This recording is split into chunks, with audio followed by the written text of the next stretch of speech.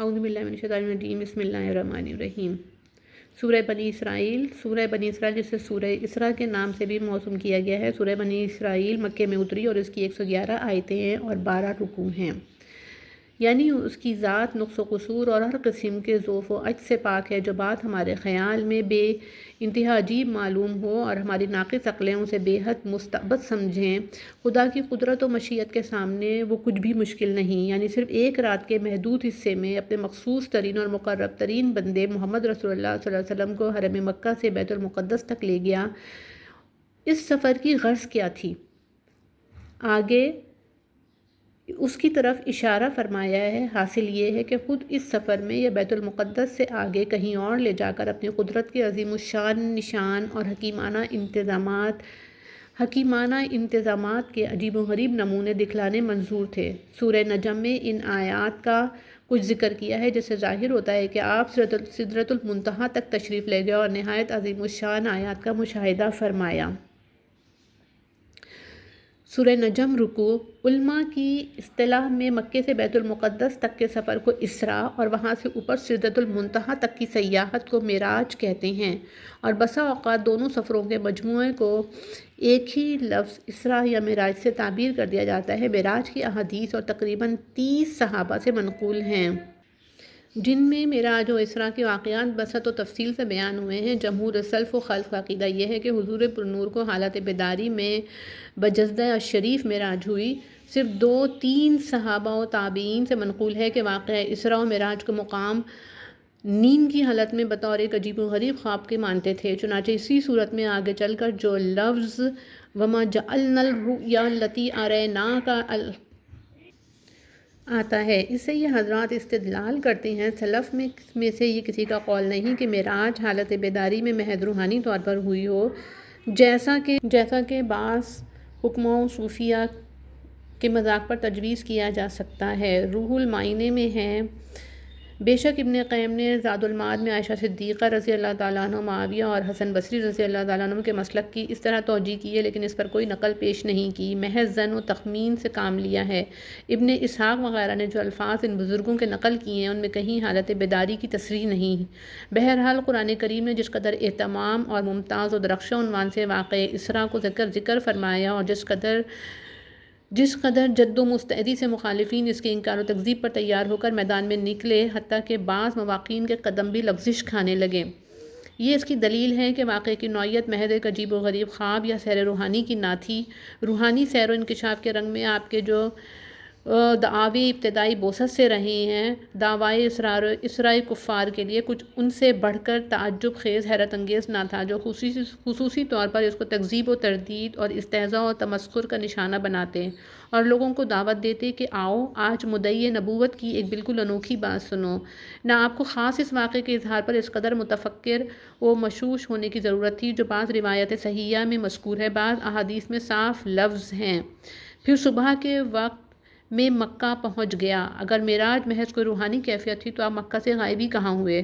اور شداد بن اوس وغیرہ کی روایت کے موافق بعض صحابہ کا یہ دریافت کرنا کیا معنی رکھتا ہے کہ رات میں قیام گاہ پر تلاش کیا حضور کہاں تشریف لے گئے تھے؟ ہمارے نزدیک اسراء بعبدہ کے معنی یہ معنی لینا کہ خدا اپنے بندے کو خواب میں یا محض روحانی طور پر مکے سے بیت المقدس لے گیا، اس کے مشابہ ہے کہ کوئی شخص فعصر بعبادی کے یہ معنی لینے لگے کہ اے موسیٰ میرے بندوں بنی اسرائیل کو خواب میں یا محض روحانی طور پر لے کر مصر سے نکل جاؤ، یا سورہ کہف میں جو حضرت موسیٰ علیہ السلام کا حضرت خضر علیہ السلام کی ملاقات کے لیے لے جانا اور ان کے ہمراہ سفر کرنا، جس کے لیے کئی جگہ فانطلقا کا لفظ آیا ہے، اس کا مطلب یہ لے لیا جائے کہ یہ سب کچھ محض خواب میں یا بطور روحانی سیر کے واقع ہوا تھا۔ باقی لفظ رؤیا جو قرآن میں آیا ہے اس کے متعلق ابن عباس رضی اللہ تعالیٰ عنہ فرما چکے ہیں۔ مفسرین نے کلام عرب سے اس کے شواہد پیش کیے ہیں کہ رؤیا کا لفظ گاہ بگاہ مطلق رؤیت دیکھنے کے معنی میں استعمال ہوتا ہے، لہٰذا اگر اس سے مراد یہ ہے کہ اسراء کا واقعہ ہے تو مطلق نظارہ کے معنی لیے جائیں جو ظاہری آنکھوں سے ہوا۔ تاکہ ظواہر نصوص اور جمہور امت کے عقیدے کی مخالفت نہ ہو۔ ہاں، شریک کی روایت میں بعض الفاظ ضرور ایسے آئے ہیں جس سے اسرا کا بحالت نوم واقع ہونا معلوم ہوتا ہے، مگر محدثین کا اتفاق ہے کہ شریک کا حافظہ خراب تھا، اس لیے بڑے بڑے حفاظ حدیث کے مقابلے میں ان کی روایت قابل استناد نہیں ہو سکتی۔ حافظ ابن حجر نے فتح الباری کے اواخر میں حدیث شریک کے اغلاظ شمار کرائے ہیں اور یہ بھی بتلایا ہے کہ ان کی روایت کا مطلب ایسا لیا جا سکتا ہے جو عام احادیث کے مخالف نہ ہو۔ اس قسم کی تفاصیل ہم یہاں درج نہیں کر سکتے۔ شرح صحیح مسلم میں یہ مباحث پوری شرح و بسط سے درج کیے ہیں۔ یہاں صرف یہ بتلانا ہے کہ مذہب راجح یہی ہے کہ معراج و اسراء کا واقعہ حالت بیداری میں بجسدِ الشریف واقع ہوا۔ ہاں، اگر اس سے پہلے یا بعد خواب میں بھی اس طرح کے واقعات دکھلائے گئے ہوں تو انکار کرنے کی ضرورت نہیں۔ کہا جاتا ہے کہ ایک شب میں اتنی لمبی مسافت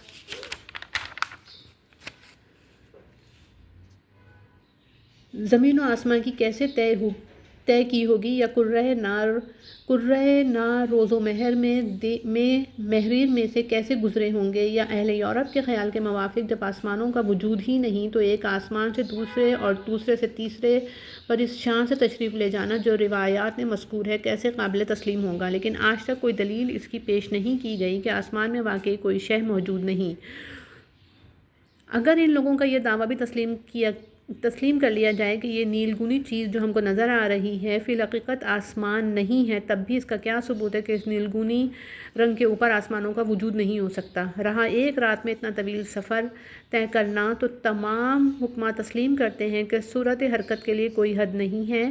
اب سے 100 برس پیشتر تو کسی کو یہ بھی یقین نہیں آ سکتا تھا کہ 300 میل فی گھنٹہ چلنے والی موٹر تیار ہو جائے گی، یا 10,000 فٹ کی بلندی تک ہم ہوائی جہاز کے ذریعے پرواز کر سکیں گے۔ اسٹیم اور قوت کہربائیہ کے یہ کرشمے کس نے دیکھے تھے؟ کرۂ نار تو آج کل ایک لفظ بے معنی ہے۔ اوپر جا کر ہوا کی سخت برودت وغیرہ کا مقابلہ کرنے والے آلات طیاروں میں لگا دیے گئے ہیں جو اڑنے والوں کی زمہریر سے حفاظت کرتے ہیں۔ یہ مخلوق کی بنائی ہوئی مشینوں کا حال تھا۔ خالق کی بلا واسطہ پیدا کی ہوئی مشینوں کو دیکھتے ہیں تو عقل دنگ ہو جاتی ہے۔ زمین یا سورج 24 گھنٹے میں کتنی مسافت طے کرتے ہیں؟ روشنی کی شعاع 1 منٹ میں کہاں سے کہاں پہنچتی ہے؟ بادل کی بجلی مشرق میں چمکتی ہے اور مغرب میں گرتی ہے، اور اس صورت و سیر و سفر میں پہاڑ بھی سامنے آ جائے تو پرکاہ کی برابر حقیقت نہیں سمجھتی۔ جس خدا نے یہ چیزیں پیدا کیں، کیا وہ قادر مطلق اپنے حبیب صلی اللہ علیہ وسلم کے براق میں ایسی برق رفتاری کی قلعیں اور حفاظت و آسائش کے سامان نہ رکھ سکتا تھا جن سے حضور بڑی راحت و تکریم کے ساتھ چشم زون میں ایک مقام سے دوسرے مقام کو منتقل ہو سکیں؟ شاید اسی لیے واقع اسراء کا بیان لفظ سبحان الذی سے شروع فرمایا تاکہ جو لوگ کوتاہ نظری اور تنگ خیالی سے حق تعالیٰ کی لامحدود قدرت کو اپنے وہم و تخمین کی چہار دیواری میں محصور کرنا چاہتے ہیں کچھ اپنی گستاخیوں اور عقلی ترکتازیوں پر شرمائیں۔ یعنی جس ملک میں مسجد اقصیٰ بیت المقدس واقع ہے وہاں حق تعالیٰ نے بہت سی ظاہری اور باطنی برکات رکھی ہیں۔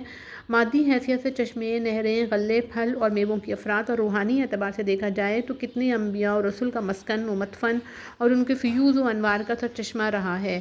شاید نبی کریم صلی اللہ علیہ وسلم کو وہاں لے جانے میں یہ بھی اشارہ ہوگا کہ جو کمالات انبیاء، بنی اسرائیل وغیرہ پر تقسیم ہوئے تھے، آپ کی ذات مقدس میں وہ سب جمع کر دیے گئے ہیں۔ جو نعمتیں بنی اسرائیل پر مبذول ہوئی تھیں ان پر اب بنی اسماعیل کو قبضہ دلایا جانے والا ہے۔ کعبہ اور بیت المقدس دونوں کے انوار و برکات کی حامل ایک ہی امت ہونے والی ہے۔ احادیث معراج میں تصریح ہے کہ بیت المقدس میں تمام انبیاء علیہ السلام نے آپ کی اقتدا میں نماز پڑھی، گویا حضور صلی اللہ علیہ وسلم کو جو سیادت و امامت انبیاء کا منصب دیا گیا تھا اس کا حسی نمونہ آپ کو اور مقربین بارگاہ کو دکھلایا گیا۔ یعنی اصل سننے والا اور دیکھنے والا خدا ہے، وہ جسے اپنی قدرت کے نشان دکھلانا چاہے دکھلا دیتا ہے۔ اس نے اپنے حبیب محمد صلی اللہ علیہ وسلم کی مناجات کو سنا اور احوال رفیعہ کو دیکھا۔ آخر معراج شریف میں بھی یبصرو والی آنکھ سے وہ آیات عظام دکھلائیں جو آپ کی استعداد کامل اور شان رفیع کے مناسب تھیں۔ نبی کریم صلی اللہ علیہ وسلم کا فضل اور شرف بیان فرما کر سلسلہ کلام حضرت موسیٰ علیہ السلام کے ذکر کی طرف منتقل کر دیا گیا، چونکہ اسراء کے ذیل میں مسجد اقصیٰ بیت المقدس تک جانا مذکور ہوا تھا۔ آگے مسجد اقصیٰ اور اس کے قدیم متولیوں بنی اسرائیل پر جو مختلف دور گزرے، مسلمانوں کی عبرت اور خود بنی اسرائیل کی نصیحت کے لیے ان کا بیان کیا جاتا ہے۔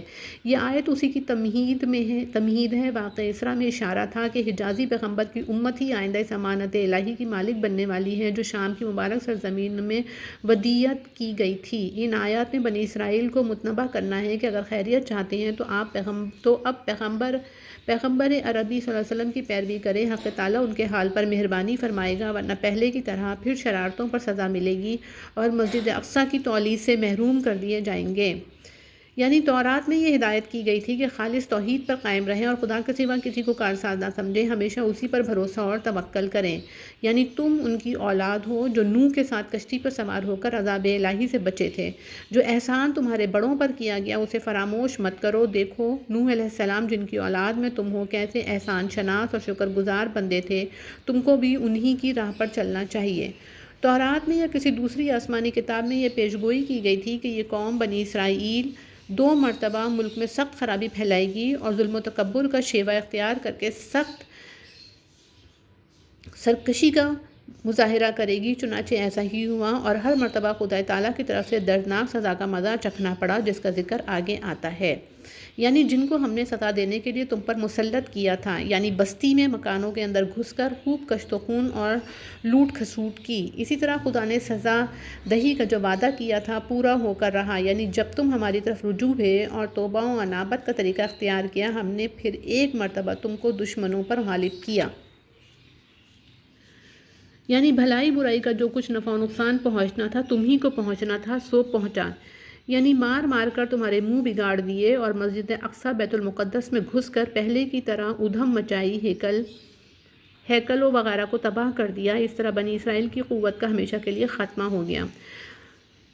حضرت شاہ صاحب رحمۃ اللہ علیہ لکھتے ہیں کہ تورات میں کہہ دیا تھا کہ بنی اسرائیل 2 بار شرارت کریں گے، اس کی جزا میں دشمن ان کے ملک پر غالب ہوں گے۔ اسی طرح ہوا ہے۔ ایک بار جالود غالب ہوا، پھر حق تعالیٰ نے اس کو حضرت داؤد کے ہاتھوں سے ہلاک کیا، پیچھے بنی اسرائیل کو اور قوت زیادہ دی۔ حضرت سلیمان کی سلطنت میں دوسری بار فارسی لوگوں میں بخت نصر غالب ہوا، تب سے ان کی سلطنت نے قوت نہ پکڑی۔ اب فرمایا کہ اللہ مہربانی پر آیا ہے، اگر اس نبی کے تابع ہو تو وہی سلطنت اور غلبہ پھر کر دے، اور اگر پھر وہی شرارت کرو گے تو ہم وہی کریں گے، یعنی مسلمانوں کو ان پر غالب کیا اور آخرت میں دوزخ تیار ہے۔ بعض علماء نے پہلے وعدے سے بخت نصر کا حملہ جو ولادت مسیح سے 587 سال پہلے اور دوسرے وعدے سے تیتوس رومی کا حملہ جو رفع مسیح سے 70 سال بعد ہوا مراد لیا ہے، کیونکہ ان دونوں حملوں میں یہود پر پوری تباہی آئی اور مقدس ہیکل کو برباد کر دیا گیا۔ یعنی یوں تو تورات بھی بنی اسرائیل کو راہ بتانے والی تھی، جیسا کہ پہلے فرمایا ہدی لبنی اسرائیل، لیکن یہ قرآن کی ساری دنیا کو سب سے زیادہ اچھی، سیدھی اور مضبوط راہ بتلاتا ہے۔ تمام قویم راہیں اس اقوام کے تحت میں مندرج ہو گئی ہیں، لہٰذا اگر کامیابی اور نجات چاہتے ہو تو خاتم الانبیاء کی پیروی میں اسی طرح سیدھی سڑک پر چلو جو لوگ قلب و جوارے یعنی ایمان و عمل صالح سے اس صاف کشادہ راہ پر چلیں گے۔ قرآن ان کو دنیا میں حیات طیبہ کی اور آخرت میں جنت کی عظیم الشان بشارت سناتا ہے۔ باقی جنہیں انجام کا کچھ خیال نہیں، اندھا دھند دنیا کی لذات و شہوات میں غرق ہیں، آخرت کی اصلاً فکر نہیں رکھتے، ان کا انجام اگلے جملے میں بیان کیا گیا ہے۔ یعنی قرآن تو لوگوں کو سب سے بڑی بھلائی کی طرف بلاتا، اجر کبیر کی بشارتیں سناتا اور بدی کے مہلک نتائج سے آگاہ کرتا ہے، لیکن حضرت انسان کا حال یہ ہے کہ وہ سب کچھ سننے کے بعد بھی اپنے لیے برائی کو اسی اشتیاق و الہا سے طلب کرتا ہے جس طرح کوئی بھلائی مانگتا ہو، یا جیسے بھلائی طلب کرنا چاہیے وہ انجام کی طرف سے آنکھیں بند کر کے بڑی تیزی کے ساتھ گناہوں اور برائیوں کی طرف لپکتا ہے۔ بلکہ بعض بدبخت تو صاف لفظوں میں زبان سے کہہ اٹھتے ہیں، خداوند اگر پیغمبر اپنے دعوے میں سچے ہیں تو ہم پر آسمان سے پتھر برسا دیجیے یا اور کوئی سخت عذاب نازل کیجیے۔ بعض بیوقوف غصے سے جھنجلا کر اپنے حق میں یا اپنی اولاد وغیرہ کے حق میں بے سوچے سمجھے بد دعا کر بیٹھتے ہیں۔ بعض دنیا کے نفع عاجل کو معبود بنا کر ہر ایک حلال و حرام طریقے سے اس کی طرف دوڑتے ہیں اور نہیں سمجھتے کہ اس لہلہاتے پودے کے نیچے سانپ بچھو بھی چھپے ہوئے ہیں جو انجام کار ہلاکت کے گڑھے میں پہنچا کر رہیں گے۔ حقیقت یہ ہے کہ آدمی اپنی جلد بازی سے کسی چیز کی ظاہری ٹپ ٹاپ کو دیکھ لیتا ہے، بدی کے دور نتائج پر غور نہیں کرتا، بس جو بات کسی وقت سامنے ہوئی فوراً کہہ ڈالی یا ایک دم کر گزرا۔ جدھر قدم اڑ گیا بے سوچے سمجھے ادھر ہی بڑھتا چلا گیا۔ اگر جلد بازی چھوڑ کر متانہ و تدبر اور انجام بینی سے کام لے تو کبھی ایسی غلطیاں نہ کرے۔ رات کا اندھیرا، دن کا اجالا، دونوں میں سے کبھی اس کا چھوٹا بڑا ہونا، پھر رات میں چاند کی آہستہ آہستہ گھٹنے بڑھنے والی ٹھنڈی اور دھیمی چاندنی، دن میں آفتاب و عالمتاب کی تیز اور گرم روشنی، یہ سب خداوند قدوس کی قدرت کاملہ کے نمونے ہیں جن میں سے ہر ایک کا مستقل نظام علیحدہ ہے، جس کے ساتھ سینکڑوں فوائد اور مسائل وابستہ ہیں، اور سب کا مجموعی نظام الگ ہے جو شروع سے اب تک نہایت مضبوط اور محکم قوانین کے ماتحت چل رہا ہے۔ رات کا نمونہ تاریک اور مٹا ہوا ہے، چاند کی روشنی تازہ دم ہو کر روزی کی تلاش میں نکلتے اور سورج کے اعتبار سے دھیمی اور دھندلی ہوتی ہے، بلکہ خود جرم قمر بھی دیکھنے والے کو داغدار نظر آتا ہے۔ یعنی دن کے وقت سورج کی روشنی میں ہر چیز صاف دکھائی دیتی ہے۔ لوگ تازہ دم ہو کر روزی کی تلاش میں نکلتے اور مختلف قسم کے کاروبار میں مشغول ہو جاتے ہیں۔ الغرض شب میں جن چیزوں پر تاریکی کی چادر پڑی ہوئی تھی، سورج کی شعاعیں سب کو بے حجاب کر دیتی ہیں، اور جو لوگ خواب گراں سے مدہوش تھے آنکھیں کھول کر ادھر ادھر گشت لگانے لگتے ہیں۔ یعنی لیل و نہار کی آمد و شد اور شمس و قمر کے طلوع غروب سے مہینوں اور سالوں کی گنتی اور بہت طرح کے چھوٹے بڑے حساب متعلق ہیں۔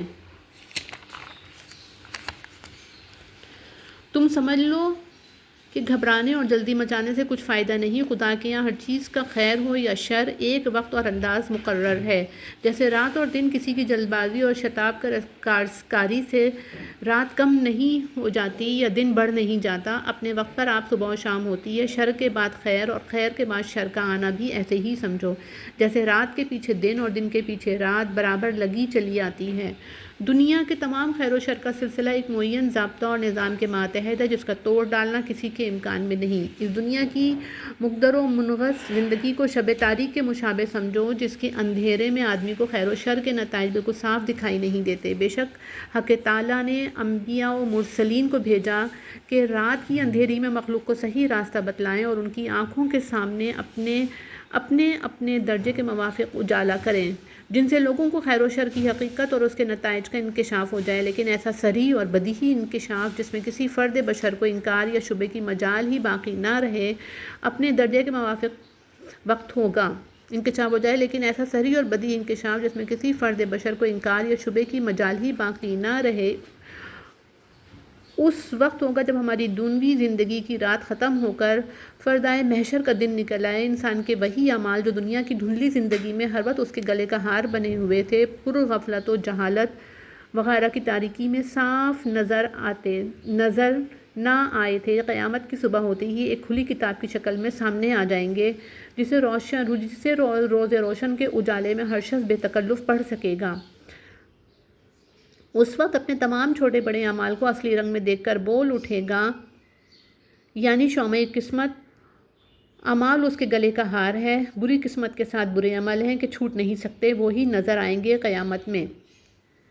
یعنی نامہ اعمال اس کے ہاتھوں میں دے دیا جائے گا کہ خود پڑھ کر فیصلہ کر لے، جو کام عمر بھر میں کیے تھے کوئی رہا تو نہیں یا زیادہ تو نہیں لکھا گیا۔ ہر آدمی اس وقت یقین کرے گا کہ ذرہ ذرہ عمل بلا کا مقاصد اس میں موجود ہے۔ دنیا میں جو کتاب بھیجی، قرآن کریم اور چاند سورج وغیرہ سے جو حساب متعلق ہے، پہلے اس کا ذکر تھا۔ ان آیتوں میں قیامت کے حساب و کتاب کا ذکر فرمایا جو اسی پہلے حساب و کتاب پر بطور نتیجہ مرتب ہوتا ہے، یعنی سیدھی راہ خدا نے سب کو بتلا دی۔ اب جو کوئی اس پر چلے یا نہ چلے، اپنا بھلا برا خود سوچ لے، کیونکہ اپنے طریقے عمل کا نفع یا نقصان اسی کو پہنچے گا۔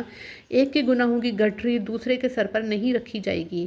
یعنی بلا شبہ برے عمل آفت لاتے ہیں، پر حق تعالیٰ بغیر سمجھائے نہیں پکڑتا۔ اسی واسطے رسول بھیجتا ہے کہ لوگوں کو بے خبر اور غافل نہ رہنے دے، نیک و بد سے بری نیک و بد سے پوری طرح آگاہ کر دیں، جن باتوں کو آدمی محض عقل و فطرت کی رہنمائی سے سمجھ سکتا ہے، مثلاً وجود باری یا توحید، ان کی مزید تشریح و توثیق پیغمبروں کی زبانی کر دی جائے، اور جن چیزوں کے ادراک میں محض عقل کافی نہ ہو انہیں وحی یا الہام کی روشنی میں پیش کیا جائے۔ اسی لیے ابتداء و آفرینش سے حق تعالیٰ نے وحی و رسالت کا سلسلہ جاری رکھا، تاکہ انبیاء علیہ السلام کے انوار و فیوز نے دنیا میں ایسی فضا پیدا کر دی کہ کوئی معذب قوم دنیا یا آخرت میں جہل و بے خبری کا عذر پیش کر کے عذاب الہی سے رستگاری حاصل نہیں کر سکتی۔ مفسرین نے یہاں اصحاب فطرت اور اطفال صغار کی تعذیب پر بحث شروع کر دی ہے۔ ہم تطویل کے خوف سے درج نہیں کر سکتے، یعنی جب بدعمالیوں کی بدولت کسی بستی کو تباہ کرنا ہوتا ہے تو یوں ہی دفتن پکڑ کر ہلاک نہیں کر دیتے، بلکہ اتمام حجت کے بعد سزا دی جاتی ہے۔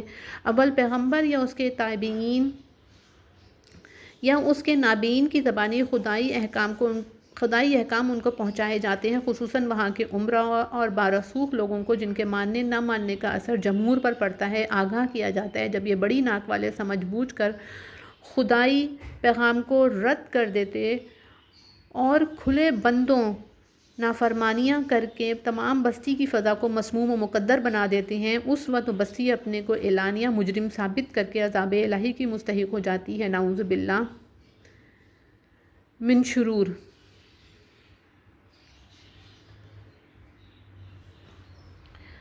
آدم و نوح کے درمیانی زمانے میں سب آدمی اسلام پر رہے، پھر شرک و بت پرستی شروع ہوئی۔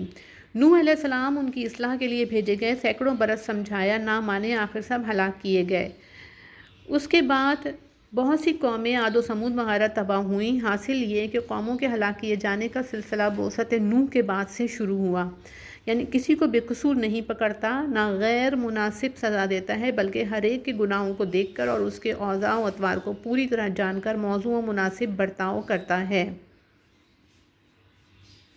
یعنی ضروری نہیں کہ ہر عاشق دنیا کو فوراً ہلاک کر دیا جائے، انہیں ہم ان لوگوں میں سے جو صرف متاع دنیا کے لیے سرگرداں ہیں جس کو چاہیں اور جس قدر چاہیں اپنی حکمت و مصلحت کے موافق دنیا کا سامان دے دیتے ہیں تاکہ ان کی جد و جہد اور فانی نیکیوں کا فانی پھل مل جائے، اور اگر آخری سعادت مقدر نہیں تو شقاوت کا پیمانہ پوری طرح لبریز ہو کر نہایت ذلت و رسوائی کے ساتھ دوزخ کے ابدی جیل خانے میں دھکیل دیے جائیں۔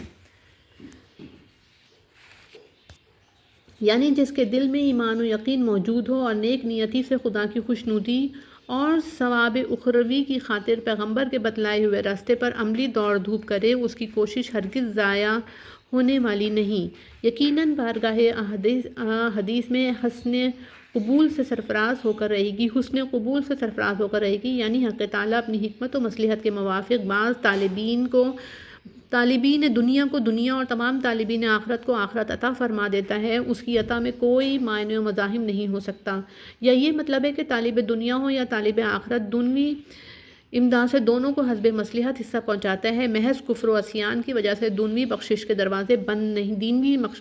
دروازے بند نہیں کر دیے جاتے، یعنی دنیوی زندگی میں مال و دولت، عزت و حکومت، اولاد وغیرہ کے اعتبار سے ایک کو دوسرے پر کسی قدر فضیلت ہے، اسی پر قیاس کر لو کہ آخرت میں تفاوت اعمال و احوال کے لحاظ سے کس قدر فراق و مراتب ہوگا۔ چنانچہ نصوص سے ثابت ہے کہ درجات جنت اور درکات جہنم بے حد متفاوت ہیں۔ حدیث میں آیا ہے کہ جنت کے 2 درجوں کے درمیان زمین و آسمان کا تفاوت ہوگا۔ نیچے والے اوپر والوں کو اس طرح دیکھیں گے جیسے ہم زمین پر کھڑے ہو کر افق میں کوئی ستارہ دیکھتے ہیں۔ پہلے بتایا جا چکا کہ جنت کے یہ درجات انہی کو مل سکتے ہیں جو آخرت کے لیے اس کے لائق دوڑ دھوپ کریں۔ اگلی آیتوں میں دور تک آخرت کی صحیح کا طریقہ بتلایا گیا ہے جس پر چلنے سے انسان کو یہ بلند مقامات حاصل ہوتے ہیں۔ ابن عباس کا قول ہے کہ حق تعالیٰ نے تورات کی ساری اخلاقی تعلیم سورہ بنی اسرائیل کی 15 آیتوں میں درج کر دی ہے۔ وہ 15 آیتیں اگلے رکوع سے شروع ہوتی ہیں۔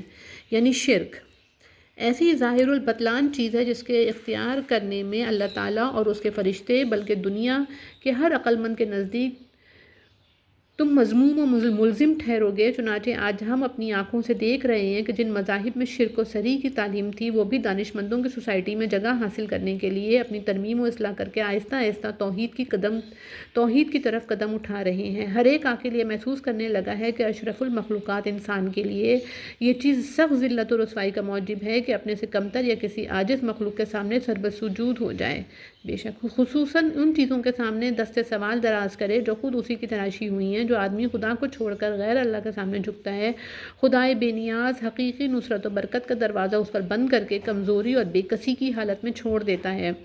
چنانچہ سخت کٹھن وقت میں جبکہ اسے آنا تو امداد کی بڑی ضرورت ہوگی، کوئی یار و مددگار نہ ملے گا۔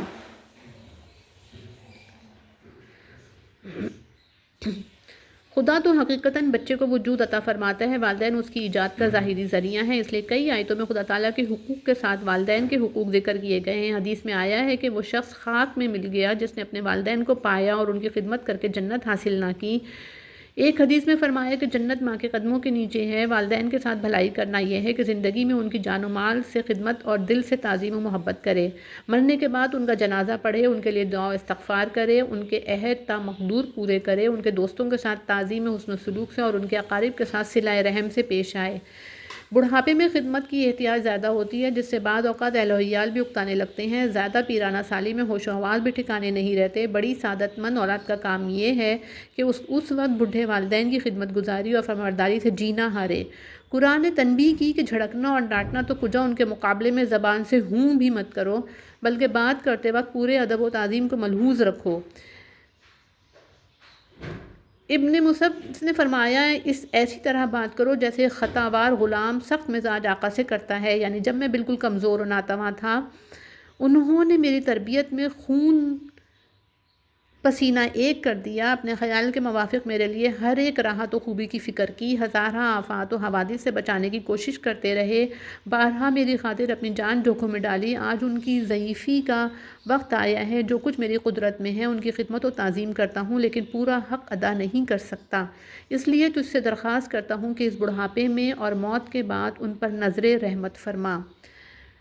یعنی والدین کی تعظیم اور ان کے سامنے تواضع و فروتنی صمیم و قلب سے ہونی چاہیے۔ خدا تعالیٰ جانتا ہے کہ کون کیسے دل سے ماں باپ کی خدمت کرتا ہے۔ اگر فی الواقع تم دل سے نیک اور سعادت مند ہوگے اور خدا کی طرف رجوع ہو کر اخلاص و حق شناسی کے ساتھ ان کی خدمت کرو گے تو وہ تمہاری کوتاہیوں اور خطاؤں سے درگزر فرمائے گا۔ فرض کرو اگر کسی وقت باوجود نیک نیتی کے تنگ دلی یا تنک مزاجی سے کوئی فرد گزاشت ہو گئی، پھر توبہ و رجوع کیا تو اللہ بخشنے والا ہے۔ والدین کی فرمانبرداری کن چیزوں میں اور کن میں نہیں، اس کی تفصیل کتب فقہ وغیرہ میں دیکھنا چاہیے۔ روح المعانی میں بھی اس پر مفید و مبسوط کلام کیا ہے، یعنی قرابت والوں کے مالی و اخلاقی ہر قسم کے حقوق ادا کرو، محتاج و مسافر کی خبرگیری رکھو اور خدا کا دیا ہوا مال فضول بے موقع مت اڑاؤ۔ فضول خرچی یہ ہے کہ معاصی اور لغویات میں خرچ کیا جائے، مباحات میں بے سوچے سمجھے اتنا خرچ کر دے کہ جو آگے چل کر تفریط و حقوق اور ارتکاب حرام کا سبب بنے۔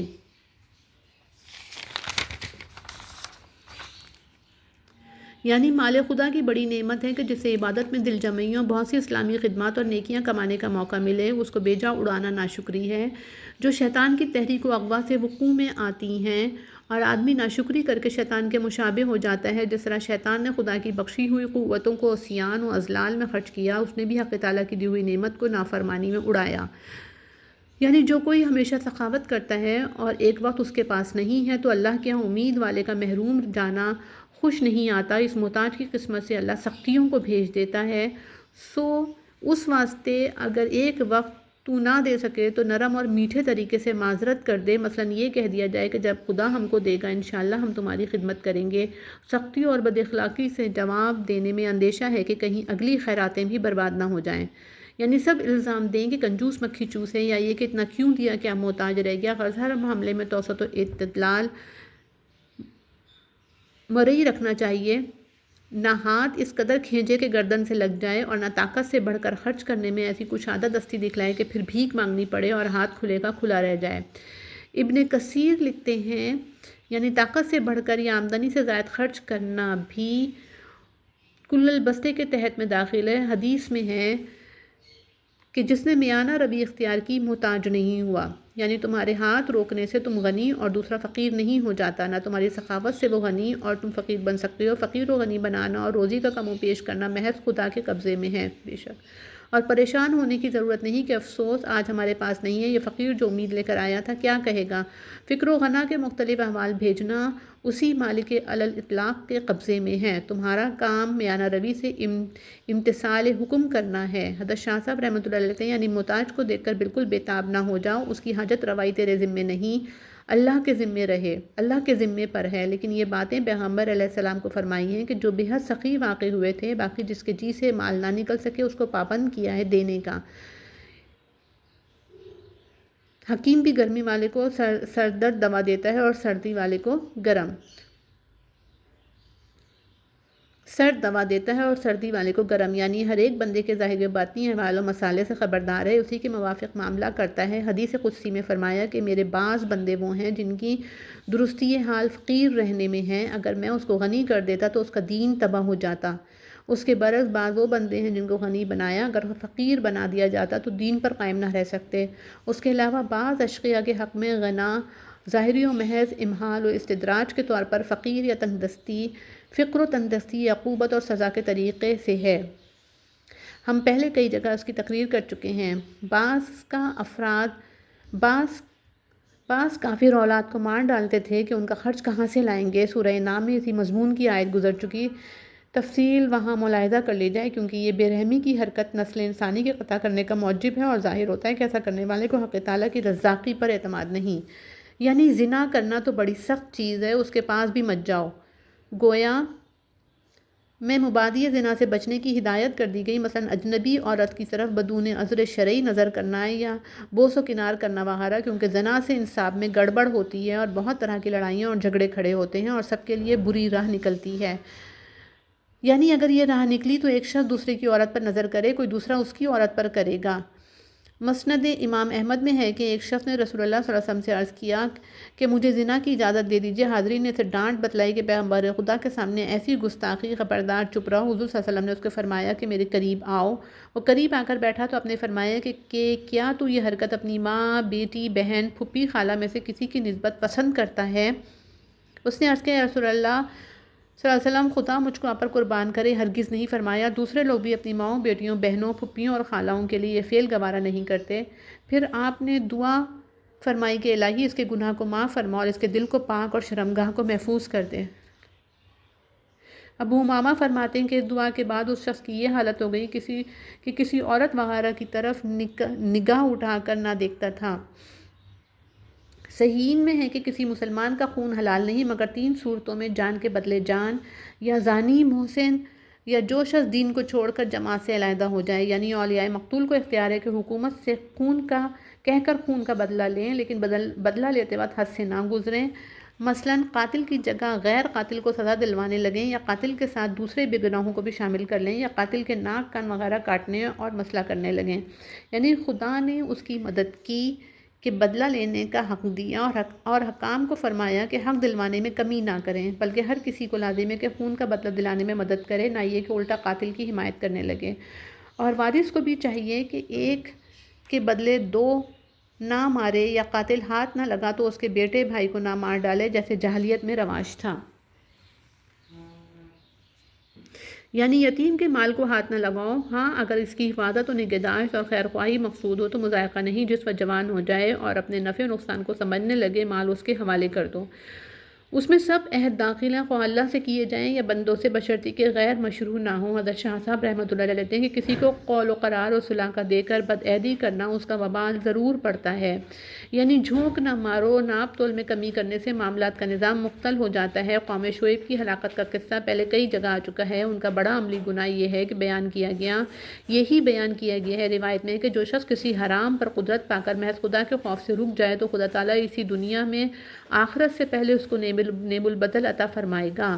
یعنی دغا بازی اول چلتی ہے، پھر لوگ خبردار ہو کر اس سے معاملہ نہیں کرتے، اور پورا حق دینے والا سب کو بھلا لگتا ہے۔ اللہ اس کی تجارت خوب چلاتا ہے، یعنی بے تحقیق بات زبان سے مت نکالنا، اس کی اندھا دھند پیروی کر۔ آدمی کو چاہیے کہ کان، آنکھ اور دل و دماغ سے کام لے کر اور بقدر کفایت تحقیق کر کے کوئی بات منہ سے نکالے یا عمل میں لائے۔ سنی سنائی باتوں پر بے سوچے سمجھے یوں ہی اٹکل پچو کوئی قطعی حکم نہ لگائے یا عمل درآمد شروع نہ کر دے۔ اس میں جھوٹی شہادت دینا، غلط تہمتیں لگانا، بے تحقیق چیزیں سن کر کسی کے در پہ آدار ہونا یا بغض و عداوت قائم کر لینا، باپ دادا کی تقلید یا رسم و رواج کی پابندی میں خلاف شرع اور ناحق باتوں کو حمایت کرنا، ان دیکھی یا ان سنی چیزوں کو دیکھی یا سنی بتلانا، غیر معلوم اشیاء کی نسبت دعویٰ کرنا کہ میں جانتا ہوں یہ سب صورتیں اس آیت کے تحت میں داخل ہیں۔ یاد رکھنا چاہیے کہ قیامت کے دن تمام قوا کی نسبت سوال ہوگا کہ ان کو کہاں کہاں استعمال کیا تھا، بے موقع تو خرچ نہیں کیا۔ یعنی متکبروں کی چال چلنا انسان کو زیبا نہیں، نہ تو زور سے پاؤں مار کر وہ زمین کو پھاڑ سکتا ہے، نہ گردن ابھارنے اور سینہ تاننے سے اونچا ہو کر پہاڑوں کے برابر ہو سکتا ہے۔ پھر ایسے ذوف و اثر اور اس بساط پر اپنے کو اس قدر لمبا کھینچنے سے کیا فائدہ؟ یعنی جن باتوں کو اوپر منع کیا ان کے کرنے میں رب کی بیزاری ہے، اور جن کا حکم کیا ان کے نہ کرنے میں رب کی کرنے میں بیزاری ہے۔ یعنی اوپر جو پرمغز اور بیشبہ نصیحتیں کی گئیں یہ وہ علم و حکمت اور تہذیب و اخلاق کی باتیں ہیں جنہیں عقل سلیم قبول کرتی ہے، اور جو وحی کے زمن میں نبی امی صلی اللہ علیہ وسلم کی طرف بلا واسطہ اور امت امیہ کی طرف بواسطہ حضور صلی اللہ علیہ وسلم کو بھیجی گئیں۔ مذکورہ بالا نصائح کا بیان توحید سے شروع کیا گیا تھا، خاتمہ پر بھی توحید یاد دلا دی گئی تاکہ قاری سمجھ سکے کہ تمام حسنات و آغاز و انجام خالص توحید کو ہونا چاہیے۔ یعنی ایک تو خدا کے لیے اولاد تجویز کرنا، اور اولاد بھی بیٹیاں جنہیں تم نہایت حقارت کی نظر سے دیکھتے ہو، یہ بڑی بھاری گستاخی ہے۔ یعنی قرآن کریم مختلف عنوانوں اور رنگ برنگ کے دلائل و شواہد سے ان مشرکین کو فہمائش کرتا ہے، لیکن بجائے نصیحت حاصل کرنے کے یہ بدبخت اور زیادہ بدکتے اور وحشت کھا کر بھاگتے ہیں۔ یعنی اسلام وغیرہ جنہیں خدائی کا شریک اور الوہیت کا حصے دار بتلایا جاتا ہے، یعنی پرایا محکوم رہنا کیوں پسند کرتے؟ سب مل کر خدا تعالیٰ کے تخت سلطنت کو الٹ دیتے۔ اگر کہا جائے کہ صاحب عرش کے مقابلے میں ان کی کچھ چلتی نہیں تو ایک عاجز مخلوق کی عبادت کرنا پرلے درجے کی حماقت ہے۔ یا اگر وہ معبود خود رب العرش کو خوش رکھنا ہے اور اس کا قرب حاصل کرنا اپنے لیے ضروری سمجھتے ہیں تو ان کے پوجنے والوں کے لیے اور بھی زیادہ ضروری ہوا کہ خدائے اکبر کو خوش رکھنے کی فکر کریں۔ لیکن خدائے بزرگ تمام انبیاء کی زبانی اور فطرت انسانی کی معرفت شرک سے اپنی کامل بیزاری کا اظہار فرما چکا۔ پھر تعجب ہے کہ یہ احمق کس راستے پر اندھادھند چلے جا رہے ہیں۔ یعنی ہر ایک مخلوق زبان سے یا حال سے اس کی پاکی اور خوبیاں بیان کرتی ہے، لیکن تم اسے سمجھتے نہیں، خواہ فکر و تأمل نہ کرنے کی وجہ سے یا اس قوت کے فقدان کی وجہ سے جس کے ذریعے بعض مخلوقات کی تسبیح قالی سنی اور سمجھی جا سکتی ہے۔ اگر کوئی شخص باوجود سمجھنے کے قبول نہ کرے یا اس کے مقتضا پر عمل نہ کرے تو یہ سمجھنا نہ سمجھنے ہی کے حکم میں ہے۔ یعنی تمام مخلوقات جس کی پاکی بیان کریں، تم اس کے لیے شرکا اولاد اور بیٹیاں تجویز کرو، یہ ایسی گستاخی تھی کہ تم کو فوراً ہلاک کر دیا جاتا، لیکن وہ اپنے حلم و شتاب سے نہیں پکڑتا اور توبہ کر لو تو بخش دیتا ہے۔ جو شخص آخرت کو نہ مانے اور اپنے بھلے برے انجام کی کچھ فکر نہ رکھے، وہ نصیحت کی طرف کیوں دھیان کرنے لگا جب اسے نجات ہی کی فکر نہیں؟ تو نجات دلانے والے پیغمبر کے احوال و اقوال میں غور کرنے اور بارگاہ رسالت تک پہنچنے کی کیا ضرورت ہوگی؟ بس یہی عدم ایمان بالآخرت اور انجام کی طرف سے بے فکری و معنوی پر پردہ ہے جو اس شخص کے اور نبی منحوس ہو نبی کے درمیان لٹکا دیا جاتا ہے۔ پہلے پیغمبر کی صداقت تک نہ پہنچ سکنے کا ذکر کیا تھا، یہاں فہم قرآن تک رسائی حاصل نہ کر سکنے کا بیان ہے۔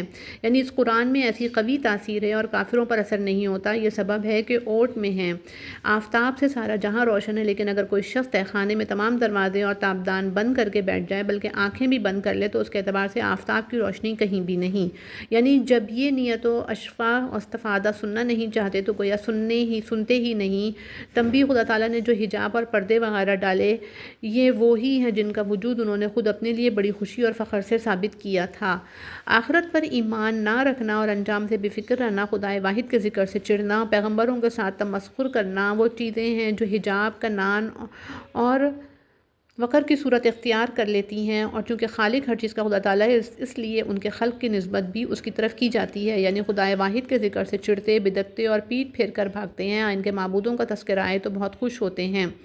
یعنی سننے سے زیادہ استفادہ مقصود نہیں ہوتا، محض استخفاف و استہزاء سے مقصود ہوتا ہے جس کا ذکر آگے ہے۔ یعنی قرآن اور آپ کی باتیں سن کر گئے، پھر آپس میں مشورہ کیا کہ محمد صلی اللہ علیہ وسلم کی نسبت کیا کہنا چاہیے۔ آخر کہنے لگے کہ یہ شخص جادو کا مارا ہوا معلوم ہوتا ہے، یعنی جادو کے اثر سے مجنون ہو گیا ہے، دماغ ٹھکانے نہیں رہا۔ الیاذ باللہ العظیم۔ بعض نے مسحور کو یہاں ساحر کے معنی میں لیا ہے، گویا اس کی باتوں میں جادو کا اثر ہے۔ تنبیہ لفظ مسحور سے جو مطلب وہ لیتے تھے اس کی نفی سے یہ لازم نہیں آتا کہ نبی کریم پر کسی قسم کے سحر کا کسی درجے میں عارضی طور پر بھی اثر نہ ہو سکے۔ یہ آیت مکی ہے۔ مدینے میں آپ پر یہود کے جادو کرانے کا واقعہ صحاح میں مذکور ہے، جس کا اثر چند روز تک صرف اتنا رہا کہ بعض دنوی کاموں میں کبھی ظہول ہو جاتا تھا، یعنی کبھی شاعر کہتے ہیں، کبھی جادوگر، کبھی کاہن، کبھی مسحور یا مجنون، غرض بہکی باتیں کرتے رہتے ہیں، کسی ایک بات پر جماؤ نہیں، جس وقت جو منہ میں آیا بک دیا۔ حقیقت یہ ہے کہ باوجود جد و جہد کے طعن و تشنیع کا کوئی ایسا راستہ انہیں نہیں مل سکتا جس پر چل کر وہ اپنے مقصد اغوا و اضلال میں کامیاب ہو سکیں۔ یعنی آپ پر مسحور و مجنون یا شاعر و کاہن وغیرہ کی مثالیں چسپاں کرنا تو تعجب انگیز تھا ہی، اس سے زیادہ قابل تعجب وہ دلیل ہے جو معاذ اللہ مسحور و مجنون ثابت کرنے کے لیے پیش کرتے تھے، جس کا خلاصہ یہ تھا کہ موت کے بعد ہم مشاہدہ کرتے ہیں کہ آدمی کا بدن گل سڑ کر سفید ہڈیاں رہ جاتی ہیں، تھوڑے دنوں بعد وہ بھی ریزہ ریزہ ہو کر مٹی میں مل جاتی ہیں۔ کیا کوئی ذی ہوش تجویز کر سکتا ہے کہ ہڈیوں کا چورا اور خاک کے ریزے دوبارہ جی اٹھیں گے اور انسانی حیات ان منتشر ذرات میں اونت کر آئے گی؟ اگر پیغمبر ایسی ناممکن بات کی خبر دیتے ہیں تو ثابت ہوتا ہے کہ الیاذ باللہ ان کی دماغی صحت بحال نہیں، نعوذ باللہ۔ یعنی یہ ریزے اور چورا تو بہرحال انسانی لاش کا ہے جس میں پیشتر زندگی رہ چکی ہے، اور خود مٹی کے ذرات میں بھی آثار حیات کا پیدا ہو جانا چندہ مستبد نہیں۔ میں اس سے بڑھ کر تم کو اجازت دیتا ہوں کہ ہڈیوں کا چورا نہیں، اگر ممکن ہو تو پتھر یا لوہا بن جاؤ جو آثار حیات کے قبول کرنے سے بالکل محروم نظر آئے، بلکہ کوئی ایسی سخت چیز بن کر تجربہ کر لو جس کا زندہ ہونا لوہے اور پتھر سے بھی زیادہ مشکل معلوم ہو، حتیٰ کہ مجسم موت بن کر دیکھ لو کہ پھر بھی اس قادر مطلق کو تمہارا زندہ کر دینا کس قدر آسان ہے۔ بے شک جس نے پہلی بار تم کو مٹی اور نطفے سے پیدا کیا اور جماد العقل پر روح انسانی فائز کر دی، کیا اب اس میں قدرت نہیں کہ خاک کے ذرات اور مردہ لاش کے اجزاء کو جمع کر کے دوبارہ زندگی عنایت کر دے؟ بے شک یعنی استہزاء و تمسخر سے سربلا ہلا کر کہتے ہیں کہ ہاں صاحب، بوسیدہ ہڈیوں کے ریزوں میں کب جان پڑے گی اور کب مردے قبروں سے حساب کے لیے اٹھائے جائیں گے؟ یعنی قیامت کا ٹھیک وقت حق تعالیٰ نے کسی کو نہیں بتلایا۔ ہاں اس کے مستقبل قریب میں آنے کی تم امید ظاہر کر سکتے ہو، یا دنیا کی بقیہ عمر اس سے کم ہے جتنی گزر چکی۔ یعنی جس وقت خدا کی طرف سے آواز دی جائے گی، ایک ڈانٹ میں سب مردے زمین سے نکل کر میدان حشر میں جمع ہو جائیں گے، کسی کو سرتابی کی مجال نہ ہوگی، ہر ایک انسان اس وقت مطیع و منقاد ہو کر خدا کی حمد و ثنا کرتا ہوا حاضر ہوگا۔ گو کافر اس وقت کو اضطراری حمد و ثنا سے کچھ فائدہ نہیں۔ بعض روایات میں ہے کہ مومنین کی زبان پر یہ الفاظ ہوں گے، الحمدللہ الذی اذھب عنا الحزن، یعنی اب شتابی کرتے ہو، اس وقت اندازہ کرو گے کہ دنیا میں کچھ زیادہ دیر نہیں رہے تھے، 50-100 برس، ان ہزاروں برسوں کے سامنے کیا معلوم ہو۔ بعض نے کہا شدت ہول و خوف سے دنیا کی زندگی تھوڑی معلوم ہوگی، نفخہ اول اور نفخہ ثانی کے درمیان چونکہ عذاب نہ رہے گا، درمیانی مدت کو قلیل خیال کر کے کہیں گے من بعثنا من مرقدنا۔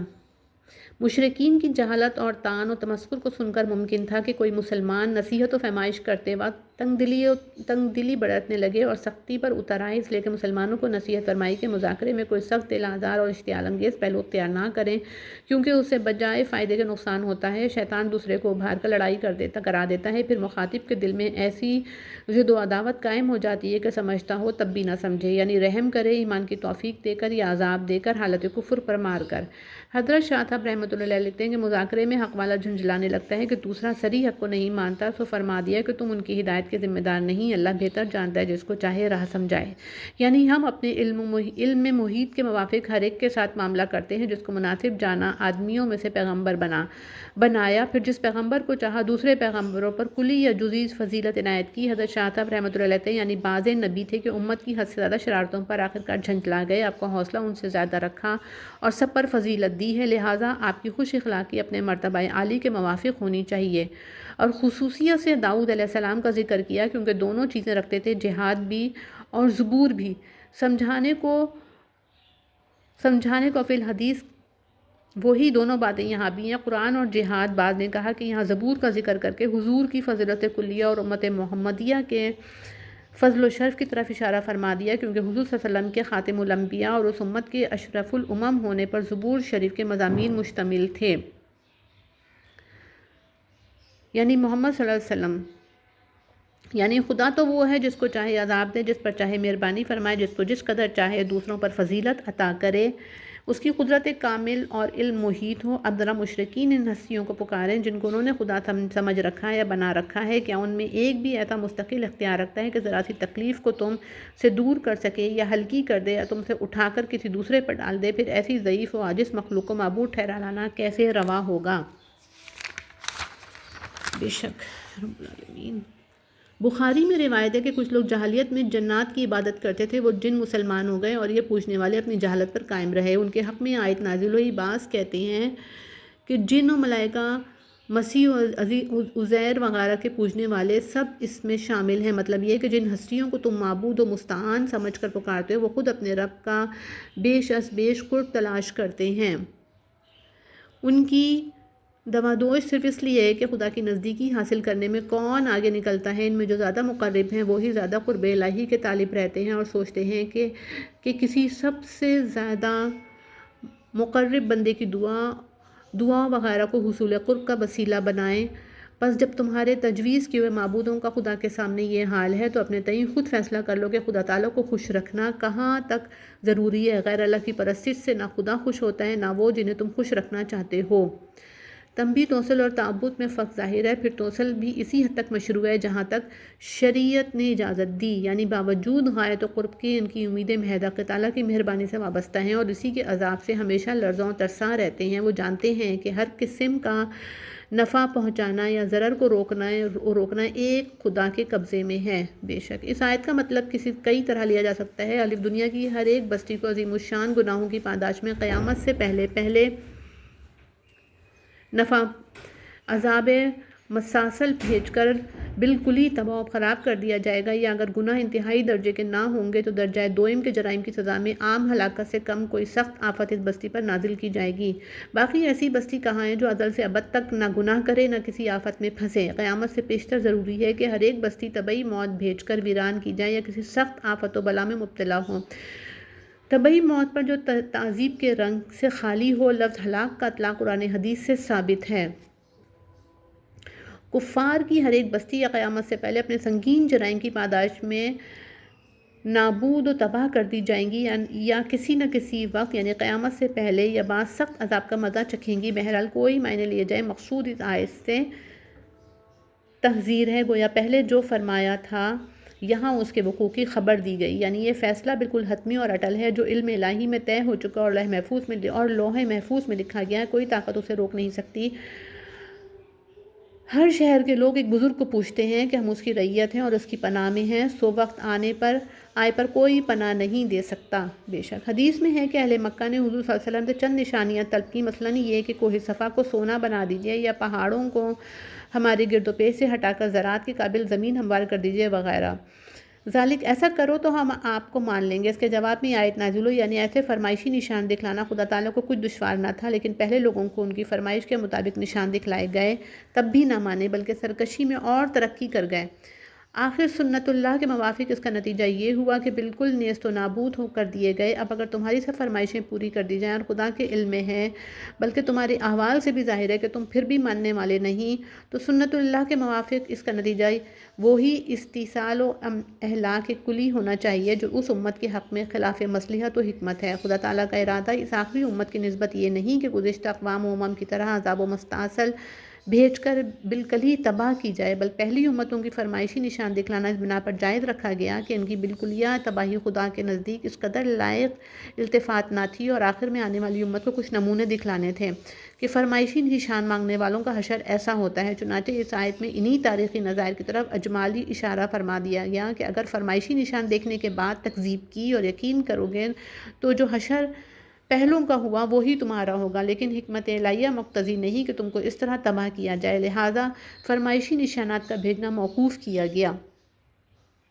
قوم سمود نے حضرت صالح علیہ السلام سے درخواست کی تھی کہ پہاڑ کی فلاں چٹان میں سے اونٹنی نکال دیجیے. خدا نے نکال دی، مگر بجائے اس کے کہ ایسا فرمائشی معجزہ دے کر آنکھیں کھلتی اور قلبی بصیرت حاصل ہوتی، الٹے ظلم و عداوت پر کمر بستہ ہو گئے، چنانچہ اونٹنی کو مار ڈالا اور 14 سالے کے قتل کے منصوبے باندھنے لگے۔ آخر جو انجام ہوا وہ سب کو معلوم ہے، کہنے کی ضرورت نہیں، یہ ان کا ایک نمونہ پیش کر دیا۔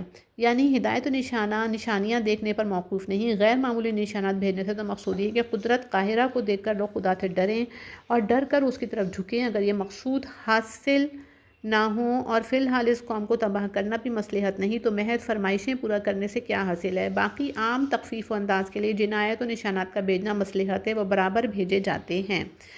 شاید آپ کو خیال ہوا ہوگا کہ فرمائشی نشانات دکھلانے پر کفار کو ہنسنے اور طعن کرنے کا موقع ملے گا، کہ اگر سچے پیغمبر ہوتے تو ہماری طلب کے موافق نشان دکھلاتے۔ اس لیے آپ کو مطمئن کیا گیا کہ سب لوگوں کو تیرے رب کے علم و قدرت نے گھیر رکھا ہے، نہ کوئی اس کے علم سے باہر ہے، نہ قدرت کے نیچے سے نکل کر جا سکتا ہے، سب اس کے قبضے میں ہیں۔ آپ ان کے طعن و تشنیع کی طرف قطعاً التفات نہ کریں، وہ آپ کا کچھ نہیں بگاڑ سکتے۔ اپنا کام کیے جائیں اور ان کے فیصلوں کو بالکل ہی ہم پر چھوڑ دیجیے۔ ہم جانتے ہیں کہ فرمائشی نشان دیکھ کر بھی یہ لوگ آپ کی بات ماننے والے نہیں تھے، اور اس کے بعد ہماری سزا سے چھوٹ کر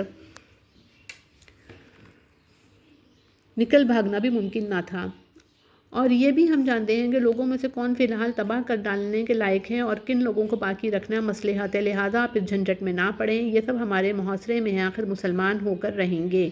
دکھاوے سے مراد شب معراج کا نظارہ ہے، جس کے بیان سے لوگ جانچے گئے، سچوں نے سن کر مانا اور کچوں نے جھوٹ جانا۔ یعنی زقوم کا درخت، جیسے قرآن میں فرمایا کہ دوزخ والے کھائیں گے، ایمان والے یقین لائے، اور منکروں نے کہا دوزخ کی آگ میں سب درخت کیوں کر ہوگا، یہ بھی جانچنا تھا۔ ان دو مثالوں سے اندازہ کر لو کہ تصدیق و خواری کے باب میں ان کی تباہی کا کیا حال ہے۔ یعنی جن کے دل خدا کے خوف سے خالی ہوں، ڈرانے سے ڈرے نہیں بلکہ اور زیادہ شرارت میں ترقی کریں، ان سے فرمائشی نشان دیکھنے پر قبول حق کی امید رکھنا بے موقع ہے۔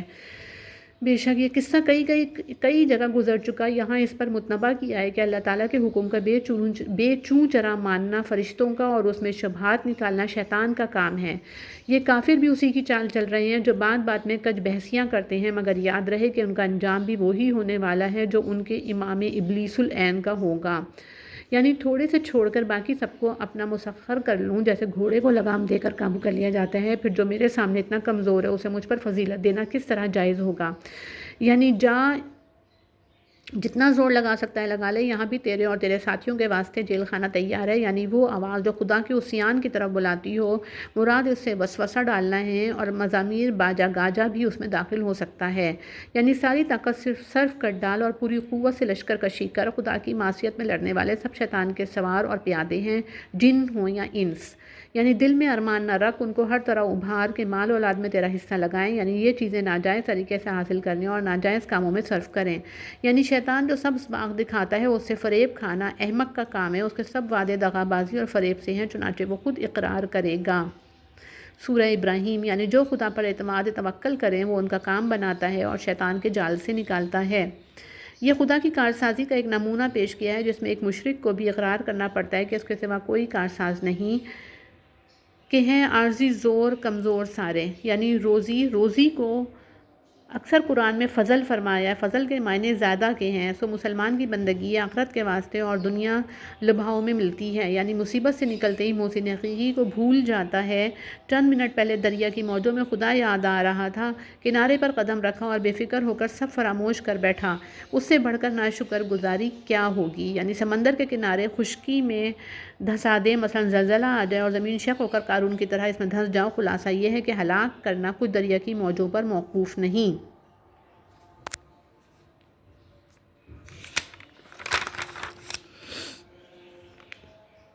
یعنی کوئی ضرورت کھڑی کر دے جس کے لیے ناچار دریائی سفر کرنا پڑے۔ یعنی خدا سے کون باز پرس کر سکتا ہے یا کس کی مجال ہے کہ پیچھا کر کے اس سے مجرمین کا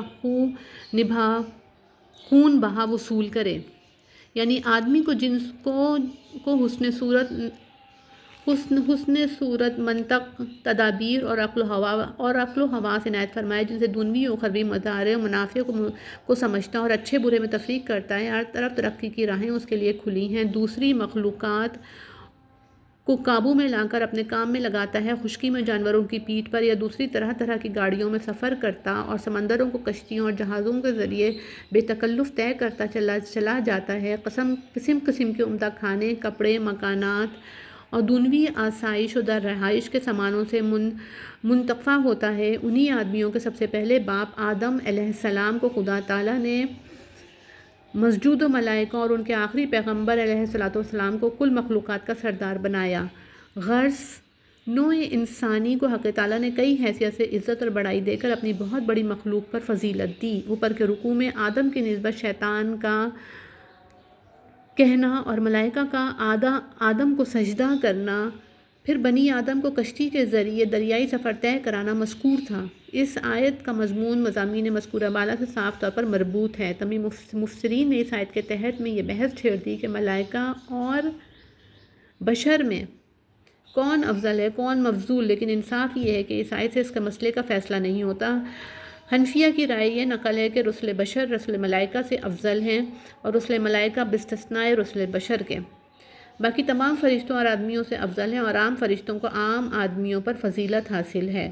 یہاں یہ بتلانا ہے کہ دنیا میں فطری حیثیت سے انسان کو جو عزت و فضیلت بخشی تھی اس نے کہاں تک قائم رکھی، اور کتنے ہیں جنہوں نے انسانی عزو و شرف کو خاک میں ملا دیا۔ خلاصہ یہ ہے کہ قیامت کے دن ہر فرقہ اس چیز کی میت میں حاضر ہوگا جس کی پیروی اور اتباع کرتا تھا، مثلا مومنین کے نبی، کتاب، دینی پیشوائی، کفار کے مذہبی سردار، بڑے شیطان اور جھوٹے معبود، جنہیں فرمایا ہے اور حدیث میں ہے، سورہ قصص رکوع 4 اور حدیث میں ہے، اس وقت تمام آدمیوں کے اعمال نامے اور ان کے پاس پہنچا دیے جائیں گے۔ کسی کا اعمال نامہ سامنے سے داہنے ہاتھ میں اور کسی کا پیچھے سے بائیں ہاتھ میں پہنچ جائے گا، گویا ایک حسی علامت ان کے مقبول یا مردود ہونے کی سمجھی جائے گی۔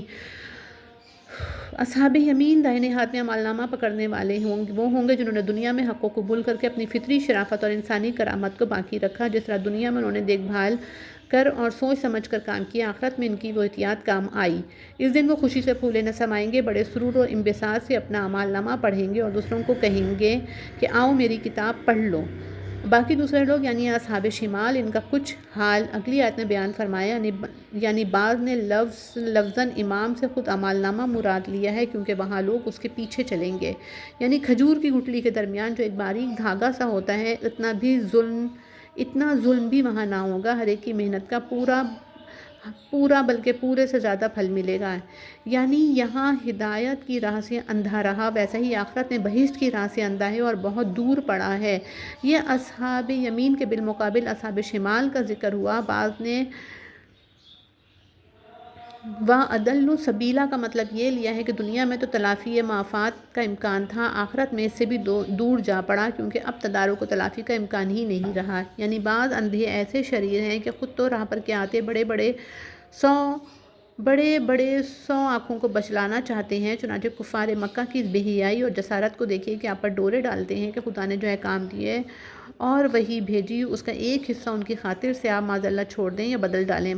کبھی حکومت، دولت اور حسین عورتوں کا لالچ دیتے ہیں، کبھی کہتے ہیں کہ ہم آپ کے تابع ہو جائیں گے۔ قرآن میں سے صرف وہ حصہ نکال دیجیے جو شرک و بت پرستی کی زد میں ہے۔ اگر آپ الیاذ باللہ بفرض محال ایسا کر گزرتے تو بے شک وہ آپ کو گاڑھا دوست بنا دیتے۔ استغفر اللہ۔ لیکن آپ کا جواب یہ تھا کہ خدا کی قسم اگر تم چاند اتار کر میری ایک مٹھی میں اور سورج اتار کر دوسری مٹھی میں رکھ دو، تب بھی محمد صلی اللہ علیہ وسلم اس چیز کو چھوڑنے والا نہیں جس کے لیے خدا نے اسے کھڑا کیا ہے، یہاں تک کہ وہ اپنا کام پورا کرے یا اس راستے سے گزر جائے۔ دست از طلب ترکن رکون سے ہے، جو ادنا جھکاؤ اور خفیف میلان قلب کو کہتے ہیں۔ اس کے ساتھ شیئن قلیلاً بڑھایا گیا تو ادنا سے ادنا ترین مراد ہوگا، پھر فرما کر اس کے وقوع کو اور بھی گھٹا دیا۔ یعنی اگر یہ بات نہ ہوتی تو آپ پیغمبر معصوم ہیں جن کی عصمت کی سنبھال حق تعالیٰ اپنے فضل خصوصی سے کرتا ہے، تو ان چالاک شریروں کے فریب بازیوں سے بہت ہی تھوڑا سا ادھر جھکنے کے قریب ہو جاتے، مگر انبیاء کی عصمت کا تکفل ان کا پروردگار کر چکا ہے، اس لیے اتنا خفیف جھکاؤ بھی نہ پایا گیا۔ اس سے ظاہر ہوتا ہے کہ نبی کریم صلی اللہ علیہ وسلم میں تقویٰ کی فطری قوت کس قدر مضبوط اور ناقابل تزلزل تھی۔ اس سے بھی حضور صلی اللہ علیہ وسلم کے فضل و شرف کا نہایت لطیف پیرائے میں اظہار مقصود ہے کہ مقربین کے لیے جیسے انعامات بہت بڑے ہیں، نزدیکیاں رابش بود و حیرانی کے قاعدے سے ان کی چھوٹی سے چھوٹی غلطی یا کوتاہی پر اتاب بھی کہیں زیادہ ہوتا ہے، جیسے ازواج مطہرات کو فرمایا سورہ احزاب رکوع 4 تو بتلا دیا کہ آپ کا مرتبہ معمولی نہیں، اگر بفرض محال ادنا سے ادنا غلطی ہو تو دنیا میں اور برزخ میں آخرت میں 2 گنا مزہ چکھنا پڑے۔ مومن کو چاہیے کہ ان آیت کو تلاوت کرتے وقت 2 زانوں میں بیٹھ کر انتہائی خوف و خشیت کے ساتھ حق تعالیٰ کی شان جلال و جبروت میں غور کرے اور وہ ہی کہے جو حضور صلی اللہ علیہ وسلم نے فرمایا، خداوند چشم زون کے لیے بھی مجھ کو میرے نفس کے حوالے نہ کیجیے، یعنی ہمیشہ اپنی ہی حفاظت و کفالت میں رکھیے۔ یعنی چاہتے ہیں کہ تجھے تنگ کر کے اور گھبرا کر مکے سے نکال دیں، لیکن یاد رکھیں کہ ایسا کیا تو وہ خود زیادہ دنوں تک یہاں نہ رہ سکیں گے۔ چنانچہ اسی طرح واقع ہوا، ان کے ظلم و ستم حضور کی ہجرت کا سبب بنے۔ آپ کا مکے سے تشریف لے جانا تھا کہ تقریباً 1.5 سال بعد مکے کے بڑے بڑے نامور سردار گھروں سے نکل کر میدان بدر میں نہایت ذلت کے ساتھ ہلاک ہوئے، اور اس کے 5-6 سال بعد مکے پر اسلام قابض ہو گیا، کفار کی حکومت و شوکت تباہ ہو گئی، اور بالآخر بہت قلیل مدت گزرنے پر بلکہ پورے جزیرہ عرب میں پیغمبر علیہ السلام کا ایک مخالف بھی باقی نہ رہا۔ بے شک یعنی ہمارا یہی دستور رہا ہے کہ جب کسی بستی میں پیغمبر خدا کو نہ رہنے دیا تو بستی والے خود نہ رہے۔ یعنی ان کی منصوبہ بازیوں کی کچھ فکر نہ کیجیے، آپ اپنے مالک کی طرف متوجہ رہیں اور نمازوں کو ٹھیک ٹھیک قائم رکھیں۔ تعلق مع اللہ وہ چیز ہے جو انسان کو تمام مشکلات اور نوائب پر غالب کر دیتی ہے۔ وَاسْتَعِینُوا بِالصَّبْرِ وَالصَّلَاةِ سورہ بقرہ رکوع 5۔ اس میں 4 نمازیں آ گئیں، ظہر، عصر، مغرب، عشاء۔ جمع بین الصلاتین کے مسئلے سے اس کا کچھ تعلق نہیں، اور اگر جمع کا اشارہ نکالا جائے تو 2 نہیں 4 نمازوں کے جمع کرنے کی مشروعیت اس سے نکلے گی۔ ہاں بشرط ذوق صحیح استنباط کیا جا سکتا ہے کہ ظہر میں تعجیل اور عشاء میں تاخیر مستحب ہونی چاہیے۔ یعنی نماز فجر میں شاید قرآن الفجر سے تعبیر کرنے میں یہ اشارہ ہو کہ تطویل قرأت فجر میں مطلوب ہے۔ حدیث میں ہے کہ فجر و عصر کے وقت دن اور رات کے فرشتوں کی بدلی ہوتی ہے، لہٰذا ان 2 وقتوں میں لیل و نہار کے فرشتوں کا اجتماع ہوتا ہے، تو ہماری قرأت اور نماز ان کے روبرو ہوئی جو مزید برکت و سکینہ کا موجب ہے، اور اس وقت اوپر جانے والے فرشتے خدا کے ہاں شہادت دیں گے کہ جب گئے تب بھی ہم نے تیرے بندوں کو نماز پڑھتے دیکھا، اور جب آئے تب بھی۔ اس کے علاوہ صبح کے وقت یوں بھی آدمی کا دل حاضر اور مجتمع ہوتا ہے۔ حضرت شاہ صاحب رحمۃ اللہ علیہ یعنی نیند سے جاگ کر تہجد میں قرآن پڑھا کر یہ حکم سب سے زیادہ تجھ پر کیا ہے کہ تجھ کو مرتبہ سب سے بڑا دینا ہے۔ مقام محمود شفاعت عظمیٰ کا مقام ہے، جب کوئی پیغمبر نہ بول سکے گا تب حضرت صلی اللہ علیہ وسلم سے عرض کر کے خلقت کو تکلیف سے چھڑائیں گے۔ اس وقت ہر شخص کی زبان پر آپ کی حمد تعریف ہوگی اور حق تعالیٰ بھی آپ کی تعریف کرے گا، گویا شان محمدیت کا پورا ظہور اس وقت ہوگا۔ تنبیہ مقام محمود کی تفسیر صحیح حدیثوں میں آئی ہے، اور بخاری و مسلم اور دیگر کتب حدیث میں شفاعت کبریٰ کا نہایت مفصل بیان موجود ہے۔ شارحین نے حضور صلی اللہ علیہ وسلم کے لیے 10 قسم کی شفاعتیں ثابت کی ہیں، فتح الباری میں ملاحظہ کر لیا جائے۔ یعنی جہاں مجھے پہنچانا ہے، مثلا مدینے میں نہایت آبرو اور خوبی و خوش اسلوبی سے پہنچا کے حق کا بول بالا رہے، اور جہاں سے نکالنا یعنی علیحدہ کرنا ہو مثلا مکے سے، تو وہ بھی آبرو اور خوبی اور خوش اسلوبی سے ہو کہ دشمن ذلیل و خوار اور دوست شاداں فرحاں ہوں، اور باہر صورت سچائی کی فتح اور جھوٹ کا سر نیچا ہو۔ یعنی غلبہ اور تسلط عنایت فرما جس کے ساتھ تیری مدد و نصرت ہو، تاکہ حق کا بول بالا رہے اور معاندین ذلیل و پست ہوں۔ دنیا میں کوئی قانون ہو سماوی یا ارضی، اس کے نفاذ کے لیے ایک درجے میں ضروری ہے کہ حکومت کی مدد ہو۔ جو لوگ دلائل و براہین سننے اور آفتاب کی طرح حق واضح ہو چکنے کے بعد بھی ضد و عناد پر قائم رہیں، ان کے ضرر و فساد کو حکومت کی مدد ہی روک سکتی ہے۔ اسی لیے سورہ حدید میں فرمایا،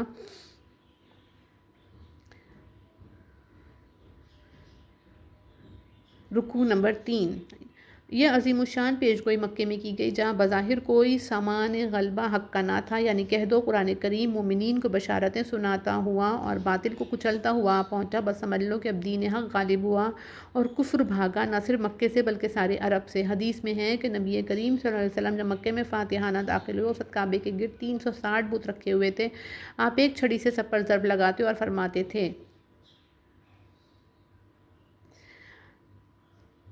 اور ہر ایک اوندھے منہ گر جاتا تھا۔ اس طرح قرآن کی ایک پیشگوئی پوری ہوئی اور دوسری کا اعلان کیا گیا کہ جو کفر کعبہ سے نکل بھاگا ہے آئندہ کبھی واپس نہ آئے گا۔ الحمدللہ علی ذالک۔ یعنی جس طرح حق کے آنے سے باطل بھاگ جاتا ہے، قرآن کی آیت سے جو بتدریج اترتی رہتی ہیں، روحانی بیماریاں دور ہوتی ہیں۔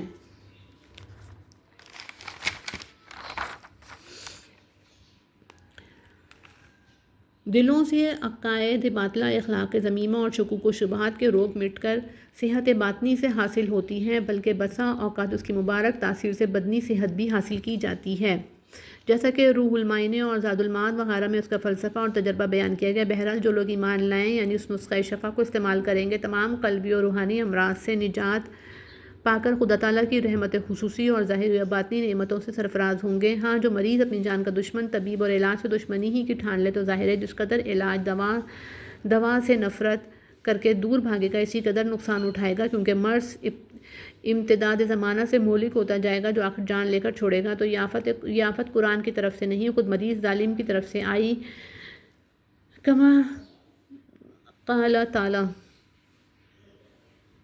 سورہ توبہ رکوع 16۔ یعنی انسان کا عجیب حال ہے، خدا تعالیٰ اپنے فضل سے نعمتیں دیتا ہے تو احسان نہیں مانتا، جتنا عیش و آرام ملے اسی قدر منعم حقیقی کی طرف سے اس کی غفلت و اعراض بڑھتا ہے اور فرائض بندگی سے پہلو بچا کر کھسکنا چاہتا ہے۔ پھر جب سخت اور برا وقت آیا تو ایک دم آس توڑ کر اور نا امید ہو کر بیٹھا رہتا ہے، گویا دونوں حالتوں میں خدا سے بے تعلق رہا، کبھی غفلت کی بنا پر، کبھی مایوسی کی۔ یہ مضمون غالباً اس لیے بیان فرمایا کہ قرآن جو سب سے بڑی نعمت الہی ہے، بہت لوگ اس کی قدر نہیں پہچانتے بلکہ اس کے ماننے سے اعراض پہلوتہی کرتے ہیں۔ پھر جب اس کفران نعمت اور اعراض و انکار کا برا نتیجہ سامنے آئے گا، اس وقت قطعاً مایوسی ہوگی، کسی طرف امید کی جھلک نظر نہ پڑے گی۔ یعنی ہر ایک کا کافر، مومن اور معروض مستقبل اپنے اپنے طریقے، نیت و طبیعت اور مذہب پر چلتا ہے اور اسی میں مگن رہتا ہے، لیکن یاد رہے خدا کے علم محیط سے کسی شخص کا کوئی عمل باہر نہیں ہو سکتا۔ بے شک وہ ہر ایک کے طریقے عمل اور حرکات و سکنات کو برابر دیکھ رہا ہے اور بخوبی جانتا ہے کہ کون کتنا سیدھا چلتا ہے اور کس میں کس قدر کجروئی و کجراہی ہے، ہر ایک کے ساتھ اسی کے موافق برتاؤ کرے گا۔ یعنی روح انسانی کیا چیز ہے، اس کی ماہیت و حقیقت کیا ہے؟ یہ سوال صحیحین کی روایت کے موافق یہود مدینہ نے حضرت صلی اللہ علیہ وسلم کے آزمانے کو کیا تھا، اور سیر کی روایات سے معلوم ہوتا ہے کہ مکے میں قریش نے یہود کے مشورے سے یہ سوال کیا، اسی لیے آیت کے مکی اور مدنی ہونے میں اختلاف ہے۔ ممکن ہے نزول مقرر ہوا ہو، واللہ عالم۔ یہاں اس سوال کے درج کرنے سے غالباً یہ مقصود ہوگا کہ جن چیزوں کو سمجھنے کی ان لوگوں کو ضرورت ہے، ادھر سے تو اعراض کرتے ہیں اور غیر ضروری مسائل میں ازراہ تعنت و عناد جھگڑتے رہتے ہیں۔ ضرورت اس کی تھی کہ وحی قرآنی کی روح سے باطنی زندگی حاصل کرتے اور اس نسخہ شفا سے فائدہ اٹھاتے۔ سورہ نحل رکوع 1۔ مگر انہیں دو رازکار اور معاندانہ بحثوں سے فرصت کہاں۔ روح کیا ہے؟ جوہر ہے یا عرض؟ مادی ہے یا مجرد؟ بسیط ہے یا مرکب؟ اس قسم کے غامض اور بے ضرورت مسائل کے سمجھنے پر نہ نجات موقوف ہے، نہ یہ بحثیں انبیاء کے فرائض تبلیغ سے تعلق رکھتی ہیں۔ بڑے بڑے حکماء اور فلاسفہ آج تک خود مادے کی حقیقت پر مطلع نہ ہو سکے۔ روح جو بہرحال مادہ سے کہیں زیادہ لطیف و خفی ہے، اس کی اصل ماہیت و کنا تک پہنچنے کی پھر کیا امید کی جا سکتی ہے؟ مشرکین مکہ کی جہالات اور یہود مدینہ کی اسرائیلیات کا مطالعہ کرنے والوں کو معلوم ہے کہ جو قوم موٹی موٹی باتوں اور نہایت واضح حقائق کو نہیں سمجھ سکتی، وہ روح کی حقائق پر دسترس پانے کی کیا خاک استعداد و اہلیت رکھتی ہوگی؟ موضوع قرآن میں ہے کہ حضرت صلی اللہ علیہ وسلم کے آزمانے کو یہود نے پوچھا، سو اللہ نے کھول کر نہ بتایا کیونکہ ان کو سمجھنے کا حوصلہ نہ تھا۔ آگے پیغمبروں نے بھی مخلوق سے ایسی باتیں نہیں کیں۔ اتنا جاننا کافی ہے کہ اللہ کے حکم سے ایک چیز بدن میں آ پڑی، وہ جی اٹھا، جب نکل گئی مر گیا۔ حق تعالیٰ کا کلام اپنے اندر عجیب و غریب اعجاز رکھتا ہے۔ روح کے متعلق یہاں جو کچھ بڑے عالی دماغ، نقطۂ رس، فلسفی اور ایک عارف کامل کی راہ طلب و تحقیق میں چراغ ہدایت کا کام دیتی ہے، فرمایا اس کا سطحی مضمون عوام اور قاصر الفہم یا کجرو معاندین کے لیے کافی ہے، لیکن اسی سطح کے نیچے انہی مختصر الفاظ کی تہ میں روح کے متعلق بصیرت افروز حقائق مستور ہیں، جو بڑے سے بڑے عالی دماغ، نقطہ رس، فلسفی اور ایک عارف کامل کی راہ طلب و تحقیق میں چراغ ہدایت کا کام دیتی ہے۔ روح کے متعلق عہد قدیم سے جو سلسلہ تحقیقات کا جاری ہے، وہ آج تک ختم نہیں ہوا اور نہ شاید ہو سکے۔ روح کی اصلی کہنو حقیقت تک پہنچنے کا دعویٰ تو بہت ہی مشکل ہے، کیونکہ ابھی تک کتنی ہی محسوسات ہیں جن کی کنو حقیقت معلوم کرنے سے ہم عاجز رہے ہیں۔ تاہم میرے نزدیک آیت قرآنیہ سے روح کے متعلق ان چند نظریات پر صاف روشنی پڑتی ہے۔ انسان میں اس مادی جسم کے علاوہ کوئی اور چیز موجود ہے جسے روح کہتے ہیں۔ وہ عالم امر کی چیز ہے اور خدا کے حکم و ارادہ سے فائز ہوتی ہے۔ سورہ آل عمران رکوع 6۔ سورہ مومنون رکوع 1 سورہ نحل رکوع 5 روح کی صفات عالم علم و شعور وغیرہ بتدریج کمال کو پہنچتی ہیں اور ارواح میں حصول کمال کے اعتبار سے بے حد تفاوت و فرق مراتب ہے، حتیٰ کہ خدا تعالیٰ کی تربیت سے ایک روح ایسے بلند اور اعلیٰ مقام پر پہنچ جاتی ہے جہاں دوسری ارواح کی قطعاً رسائی نہ ہو سکے، جیسے روح محمدی صلی اللہ علیہ وسلم پہنچی،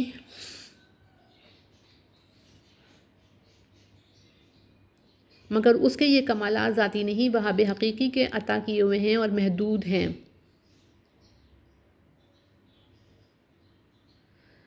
خواہ علم و قدرت وغیرہ صفات میں کتنی ہی ترقی کر جائے، روح انسانی خواہ علم و قدرت وغیرہ صفات میں کتنی ہی ترقی کر جائے، حتیٰ کہ اپنے تمام ہم جنسوں سے گوئے سبقت لے جائے، پھر بھی اس کی صفات محدود رہتی ہیں۔ صفات کے عقیدے کے موافق روح خدا سے علیحدہ کوئی قدیم و غیر مخلوق ہستی نہیں ہو سکتی، ورنہ تحدید کہاں سے آئی؟ کتنی ہی بڑی کامل روح ہو، حق تعالیٰ کو یہ قدرت حاصل ہے کہ جس وقت چاہے اسے کمالات سلب کر لے، گویا اس کے فضل و رحمت سے کبھی ایسا کرنے کی نوبت نہ آئے۔ یہ چند اصول جو ہم نے بیان کیے ہیں اہل فہم کو نسخ آیات میں ادنا و تامل کرنے سے معلوم ہو سکتے ہیں۔ صرف ایک عالم امر کا لفظ ہے جس کی مناسب تشریح ضروری ہے اور جس کے سمجھنے سے امید ہے روح کی معرفت حاصل کرنے میں بہت مدد ملے گی۔ لفظ امر قرآن کریم میں 20 جگہ آیا اور اس کے معنی کی تعبیر میں علماء نے کافی کلام کیا ہے، لیکن میری غرض سے اس وقت سورہ اعراف کی آیت کی طرف توجہ دلانا ہے جہاں امر کو خلق کے مقابل رکھا ہے، جس سے ہم اس نتیجے پر پہنچتے ہیں کہ خدا کی یہاں دو مت بالکل علیحدہ علیحدہ ہیں، ایک خلق دوسرا امر، دونوں میں کیا فرق ہے؟ اس کو ہم سیاق آیات سے بسہولت سمجھ سکتے ہیں۔ پہلے فرمایا سورہ اعراف رکوع 7، یہ تو خلق ہوا، درمیان میں استواء علی العرش کا ذکر کر کے جو شان حکمرانی کو ظاہر کرتے ہیں، فرمایا سورہ اعراف رکوع 7 یعنی ان مخلوقات کو ایک معین و محکم نظام پر چلاتے رہنا جسے تدبیر و تصریف کہہ سکتے ہیں، یہ امر ہوا۔ سورہ طلاق رکوع 2 گویا دنیا کی مثال ایک بڑے کارخانے کی سمجھو جس میں مختلف قسم کی مشینیں لگی ہوں، کوئی کپڑا بن رہی ہے، کوئی آٹا پیس رہی ہے، کوئی کتاب چھاپتی ہے، کوئی شہر میں روشنی پہنچا رہی ہے، کسی سے پنکھے چل رہے ہیں وغیرہ ذالک۔ ہر ایک مشین میں بہت سے کل پرزے ہیں جو مشین کی غرض و غایت کا لحاظ کر کے ایک معین اندازے سے ڈھالے جاتے اور لگائے جاتے ہیں،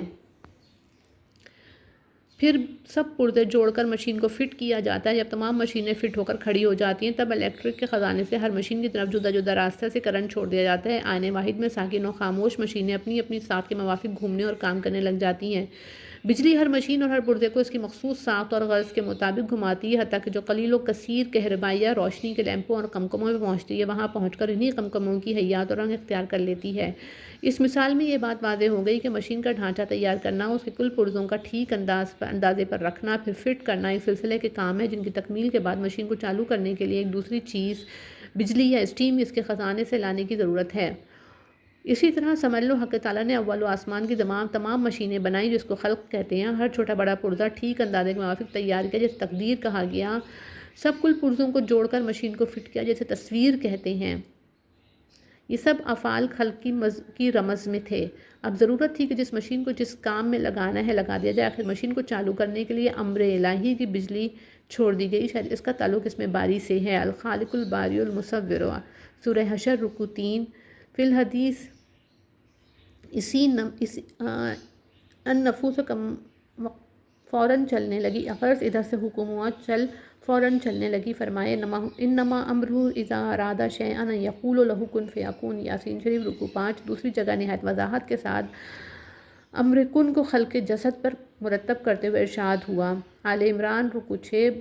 بلکہ تتبع سے ظاہر ہوتا ہے کہ قرآن کریم میں کن فیکون کا مضمون جتنے مواضع میں آیا عموماً خلق و ابدا کے ذکر کے بعد آیا، جس سے خیال گزرتا ہے کہ کلمہ کن کا خطاب خلق کے بعد تدبیر و تصریف وغیرہ کے لیے ہوتا ہوگا، واللہ عالم۔ بہرحال میں یہ کہنا چاہتا ہوں کہ یہاں امر کے معنی حکم کے ہیں، اور وہ حکم یہی ہے کہ جسے لفظ کن سے تعبیر کیا گیا، اور کن جنس کلام سے ہے جو حق تعالیٰ کی صفت قدیمہ ہے۔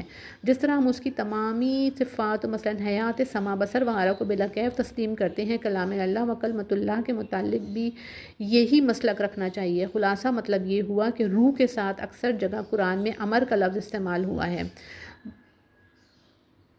ينزل الملائکۃ بالروح من امرہ علی من یشاء من عبادہ، اور پہلے گزر چکا کہ امر عبادت ہے، عبارت ہے کلمہ کن سے، یعنی وہ کلام انشائی جس سے مخلوقات کی تدبیر و تصریف اس طریقے پر کی جائے جس پر غرض و ایجاد و تکوین مرتب ہو۔ لہذا ثابت ہوا کہ روح کا مبدع حق تعالیٰ کی صفت کلام ہے جو صفت علم کے ماتحت ہے۔ شاید اسی لیے نفخت فیہ من روحی میں اسے اپنی طرف منسوب کیا۔ کلام اور امر کی نسبت متکلم اور آمر سے، صادر و مصدور کی ہوتی ہے، مخلوق و خالق کی نہیں ہوتی۔ اسی لیے الا لہ الخلق والامر میں امر کو خلق کے مقابل رکھا۔ ہاں یہ امر کن باری تعالیٰ شان سے صادر ہو کر ممکن ہے جو ہر مجرد کے لباس میں یا ایک ملک اکبر اور روح اعظم کی صورت میں ظہور پکڑے، جس کا ذکر بعض آثار میں ہوا اور جسے ہم کہربائے روحیہ کا خزانہ کہہ سکتے ہیں۔ گویا یہیں سے روح حیات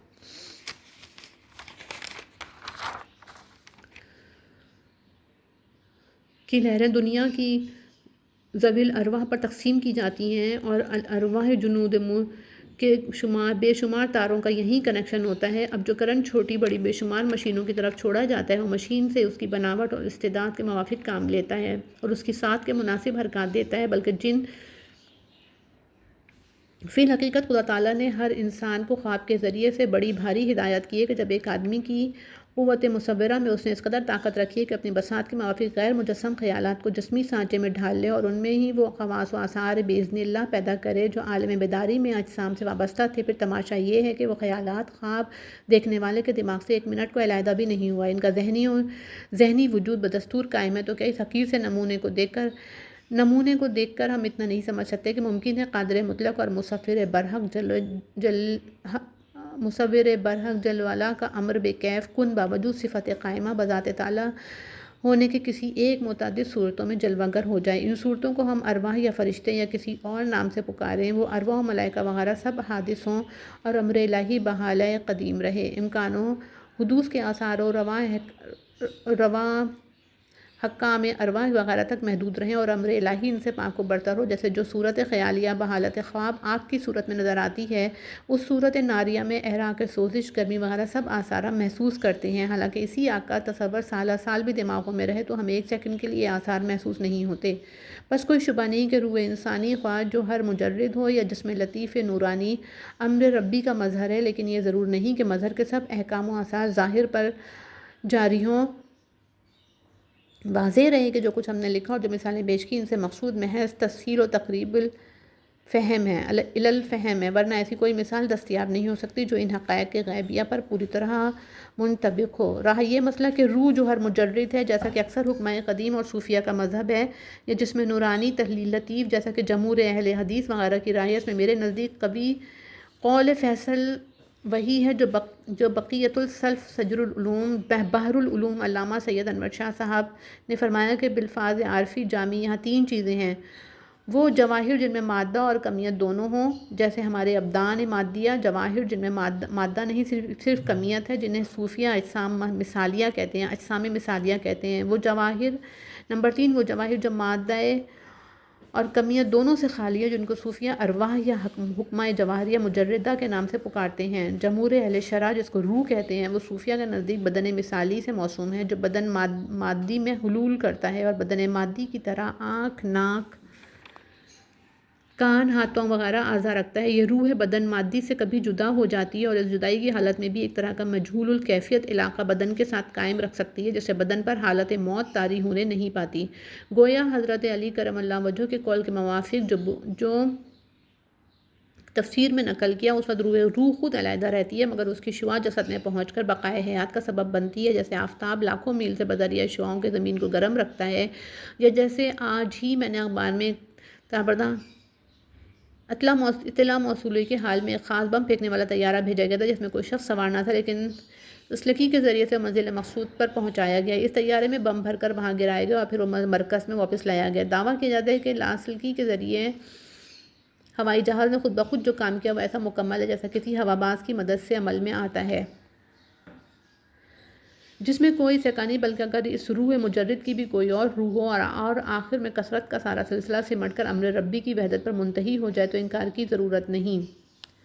مذکورہ بالا تقریر سے نتیجہ نکلتا ہے کہ ہر چیز میں جو کن کی مخاطب ہوئی روح حیات پائی جائے۔ بے شک میں یہی سمجھتا ہوں کہ ہر مخلوق کی ہر ایک نوع کو اس کی استعداد کے موافق قوی یا ضعیف زندگی ملی ہے، یعنی جس کام کے لیے وہ چیز پیدا کی گئی ہے، ڈھانچہ تیار کر کے اس کو حکم دینا کن اس کام میں لگ جا، بس یہی اس کی روح حیات ہے۔ جب تک اور جس حد تک اپنی غرض جات کو پورا کرے گی اسی حد تک زندہ سمجھی جائے گی، اور جس قدر اس سے بعید ہو کر معطل ہوتی جائے گی اسی قدر موت سے نزدیک یا مردہ کہلائے گی۔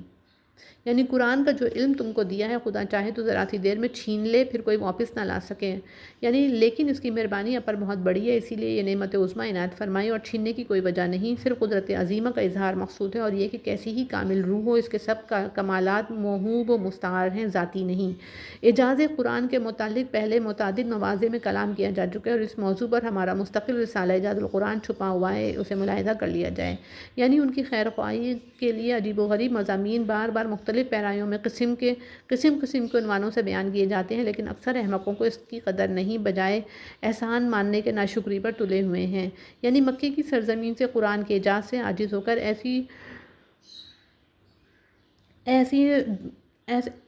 ایسی دو انکار فرمائشیں کرنے لگے۔ غرض استفادہ و انتقام مقصود نہ تھا، محض تعنت و عناد سے کام تھا۔ یہ اس کی طرف اشارہ ہے جو دوسری جگہ ارشاد ہوا، سورہ سبا رکوع 1، یعنی معاذ اللہ خدا خود ہمارے سامنے آ کر کہہ دے اور فرشتے کھلم کھلا شہادت دیں کہ تم سچے ہو، یعنی سونے کا نہ ہو تو کم از کم سونے کا ملمہ ہو۔ یعنی جیسے آپ معراج کا ذکر کرتے ہیں، ہمارے سامنے آسمان پر چڑھیے، پھر وہاں سے ایک کتاب لکھی ہوئی لے کر آئیے جسے ہم خود پڑھ سکیں اور سمجھ سکیں۔ تغفر اللہ۔ جیسے پہلے پیغمبر آئے اور وہ آدمی تھے، کسی پیغمبر کو خدائی کے اختیارات حاصل نہیں، نہ اس کی یہ شان ہے کہ وہ اپنے رب سے ایسی بے ضرورت فرمائشیں کرے۔ ان کا کام یہ ہے کہ جو ادھر سے ملے پہنچا دیں اور اپنے ہر ایک کام کو خدائے واحد کے سپرد کر دیں۔ سو میں اپنے فرض رسالت ادا کر رہا ہوں، فرمائشی نشان دکھلانے یا نہ دکھلانے سے اس کی حکمت بالغہ پر محلول ہیں، اور پہلے اسی صورت میں فرمائشی نشانات نہ دکھلانے کی بعد حکمتیں گزر چکی ہیں۔ یعنی نور ہدایت پہنچنے کے بعد آنکھیں نہ کھلیں، یہی کہتے رہیں کہ آدمی ہو کر رسول کیسے ہو سکتا ہے؟ اگر خدا کو پیغمبر بھیجنا تھا تو آسمان سے کوئی فرشتہ اتارتا، یعنی اگر یہ زمین آدمیوں کے بجائے فرشتوں کی بستی ہوتی تو بے شک موزوں ہوتا کہ ہم فرشتے کو پیغمبر بنا کر بھیجتے۔ آدمیوں کی طرف اگر فرشتہ اس کی اصلی صورت میں بھیجا جائے تو آنکھیں اور دل تحمل بھی نہ کر سکیں، فائدہ اٹھانا تو الگ رہا، اور آدمی کی صورت میں آئے تو اشتباہ میں پڑے رہیں۔ اس کی تقریر سورہ انعام کے پہلے رکوع میں گزر چکی۔ وہ جو کہتے تھے یعنی خدا سامنے آ کر تصدیق کر دے تب مانے، تو فرمایا کہ اب خدا اب بھی اپنے فعل سے میری تصدیق کر رہا ہے، آخر وہ مجھ کو دیکھتا ہے کہ میں نبوت کا دعویٰ کر رہا ہوں اور میرے ظاہری و باطنی احوال سے پورا خبردار ہے۔ بے شک اس پر بھی میرے ہاتھ اور زبان پر برابر وہ علمی و عملی نشانات ظاہر فرماتا رہتا ہے جو خالق عادت اور اس کے عام قانون قدرت سے کہیں بلند و برتر ہے۔ میرے مقاصد کو یومن معافی یومن کامیاب اور وسیع الاثر بناتا ہے، اور تکذیب کرنے والوں کو قدم قدم پر متنبہ کرتا ہے کہ اس رفتار سے تم فلاح نہیں پا سکتے۔ کیا یہ خدا کی طرف سے کھلی ہوئی فعلی شہادت نہیں کہ میں اپنے دعوے میں سچا ہوں؟ کیا ایک مفتری کے ساتھ ایسا معاملہ خدا کا ہو سکتا ہے؟ یعنی خدا کی توفیق و دستگیری ہی سے آدمی راہ حق پر چل کر منزل مقصود تک پہنچتا ہے۔ جس کی بدبختی اور تعنت کی وجہ سے خدا دستگیری نہ فرمائے، اسے کون ہے جو ٹھیک راستے پر لگا سکے؟ یہ قیامت کے بعض مواطن میں ہوگا کہ کافر منہ کے بل اندھے گونگے کر کے چلائے جائیں گے۔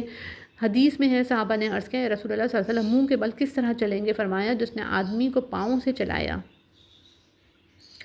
وہ قادر ہے کہ سر سے چلا دے۔ باقی فرشتوں کا جہنمیوں کو منہ کے بل گھسیٹنا وہ دوزخ میں داخل ہونے کے بعد ہوگا۔ سورہ قمر رکوع 3۔ یعنی عذاب معین اندازے سے کم نہیں ہونے دیں گے۔ اگر بدن جل کر تکلیف میں کمی ہونے لگے تو پھر نئے چمڑے چڑھا دیے جائیں گے۔ سورہ نساء رکوع 8۔ یعنی دنیا میں دلیل سے تو نہ مانا تھا، اب آنکھ سے بار بار دیکھ لو کہ کس طرح جل جل کر اثر نو تیار کیے جا رہے ہو۔ یعنی جس نے اتنے بڑے اجسام پیدا کیے، اسے تم جیسی چھوٹی سی چیز کا پیدا کر دینا کیا مشکل ہے۔ سورہ مومن رکوع 6۔ بے شک وہ تم کو اور تمہارے جیسے سب آدمیوں کو بے تکلف پیدا کر سکتا ہے۔ یعنی شاید یہ کہو کہ آخر اتنے آدمی مر چکے ہیں، وہ اب تک کیوں نہیں اٹھائے گئے؟ تو فرما دیا کہ سب کے واسطے قبروں سے اٹھنے اور دوبارہ زندہ ہونے کا ایک وقت مقرر ہے، وہ ضرور آ کر رہے گا۔ تاخیر دیکھ کر انکار کرنا حماقت ہے۔ یعنی ایسے واضح البیاں سورہ ہود رکوع 9، یعنی ایسے واضح مضامین و دلائل سن کر بھی ناانصافیوں کے کفر و ضلال اور ناشکری میں ترقی ہی ہوتی ہے، ذرا نہیں پسیجتے۔ گزشتہ رکوع میں فرمایا تھا،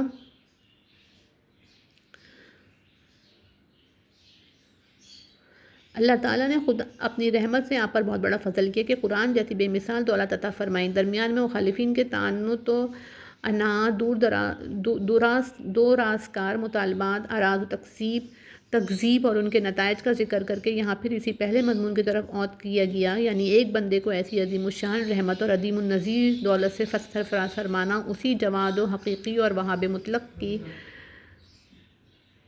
شان ہو سکتی ہے جس کے پاس رحمت کے غیر متناہی خزانے ہوں اور کسی مستحق کو زیادہ سے زیادہ دینے میں نہ اس کو اپنے تہی دست رہ جانے کا خوف ہو، نہ اس کا اندیشہ کہ دوسرا ہم سے لے کر کہیں مد مقابل نہ بن جائے یا آگے چل کر ہمیں دبا نہ لے۔ خداوند قدوس تھردلے انسان کی طرح علیاذ باللہ تنگ دل واقع نہیں ہوا، جسے اگر فرض کرو خزائن رحمت کا مالک مختار بنا دیا جائے تب بھی اپنی طبیعت سے بخل و تنگ دلی نہ چھوڑے اور کسی مستحق کو دینے سے اس لیے گھبرائے کہ کہیں سارا خرچ نہ ہو جائے اور میں خالی ہاتھ رہ جاؤں، یا جس پر آج خرچ کرتا ہوں کل میری ہمسری نہ کرنے لگے۔ بہرحال اگر رحمت الہیہ کے خزانے تمہارے قبضے میں ہوتے تو تم کسے دینے والے تھے اور کہاں گوارا کر سکتے تھے کہ مکہ و طائف کے بڑے متکبر دولت مندوں کو چھوڑ کر وحی و نبوت کی یہ بیش بہا دولت بنی ہاشم کے ایک دری یتیم کو مل جاتی۔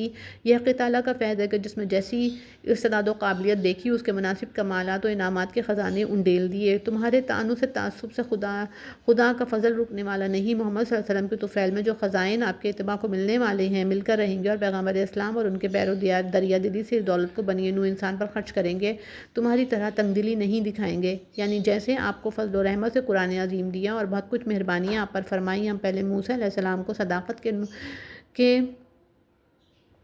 9 کھلے ہوئے نشانات معجزات ان کے مناسب حال و عنایت فرما چکے، جبکہ وہ بنی اسرائیل کے پاس فرعون کے مظالم سے نجات دلانے کے لیے تشریف لائے تھے۔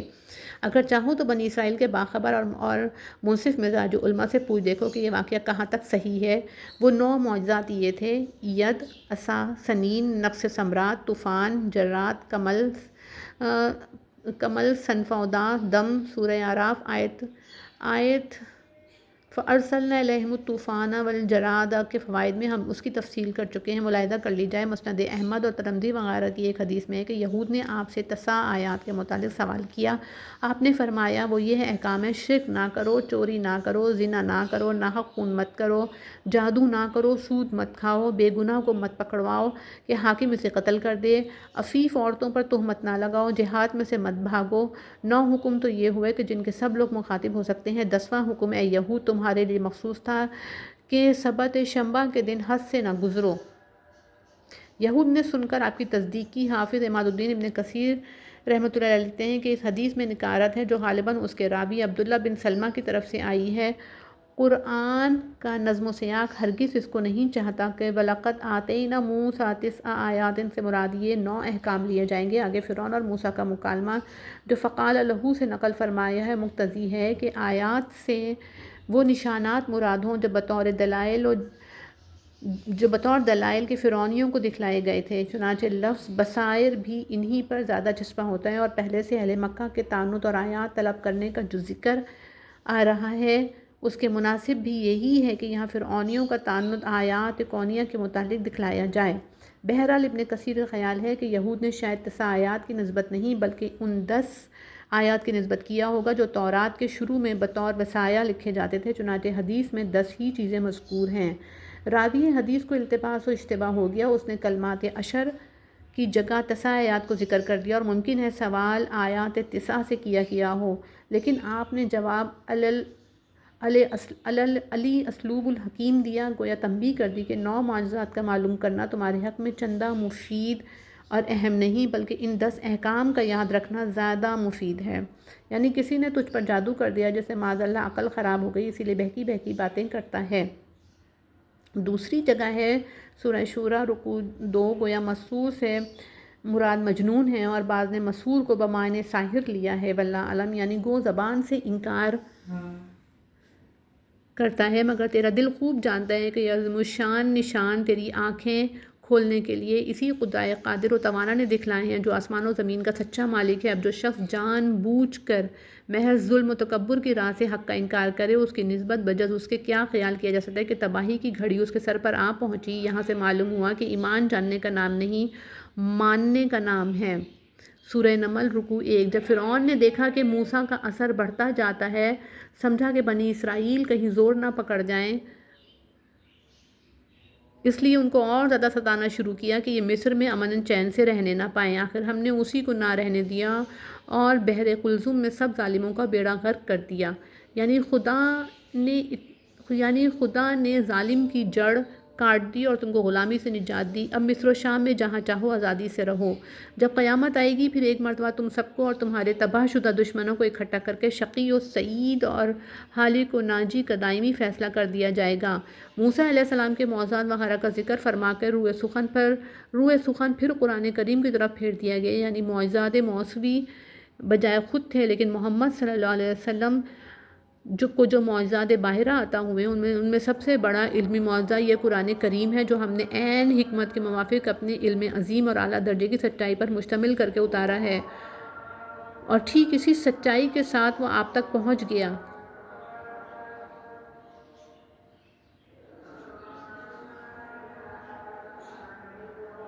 درمیان میں ادنیٰ ترین تغیر و تبدل بھی نہیں ہوا۔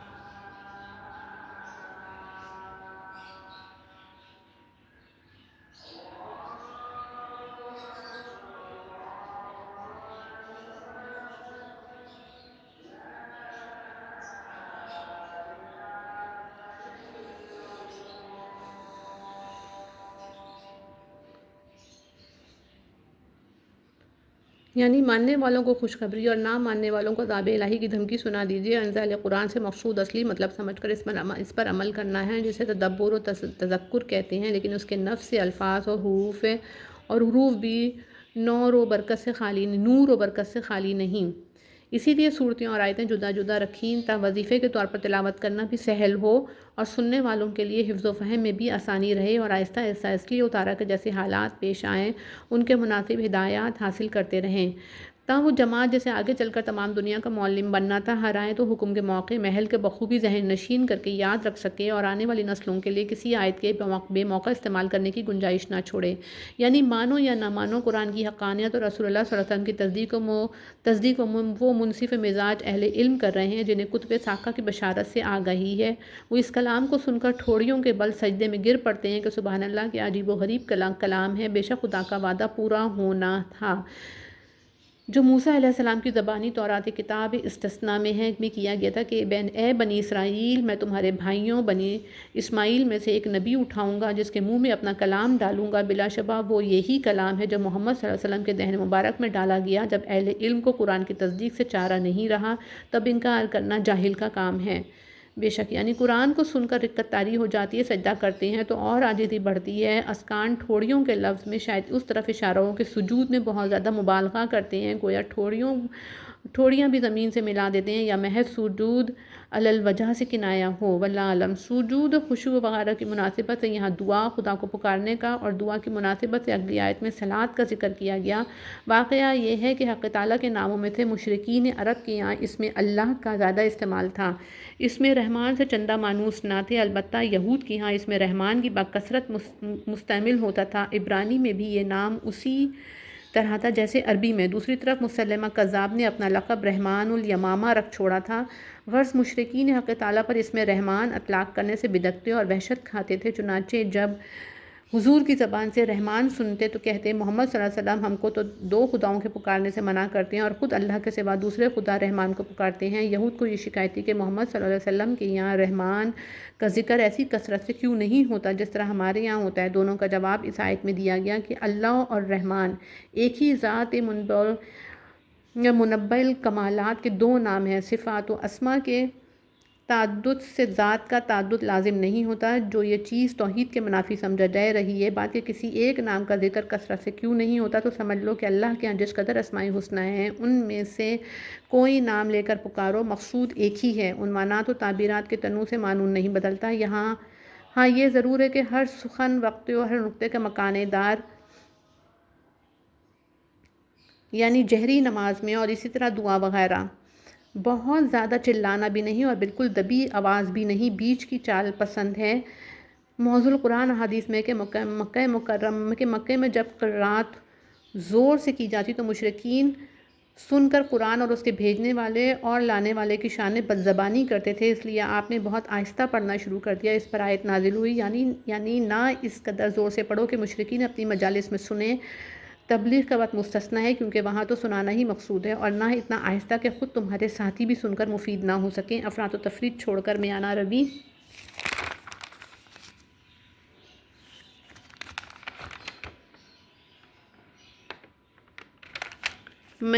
روی اختیار کرو، اس سے قلب متاثر ہوتا ہے اور تشویش نہیں ہوتی۔ نماز کے بعد توحید خالص کا ذکر فرما کر سورت کو ختم کیا، یعنی ساری خوبیاں اور تعریفیں اللہ کے لیے ہیں جو اپنی ہر صفت و کمال میں یگانہ ہے اور ہر قسم کے عیب و قصور اور نقص فتور سے بکلی منزہ ہے۔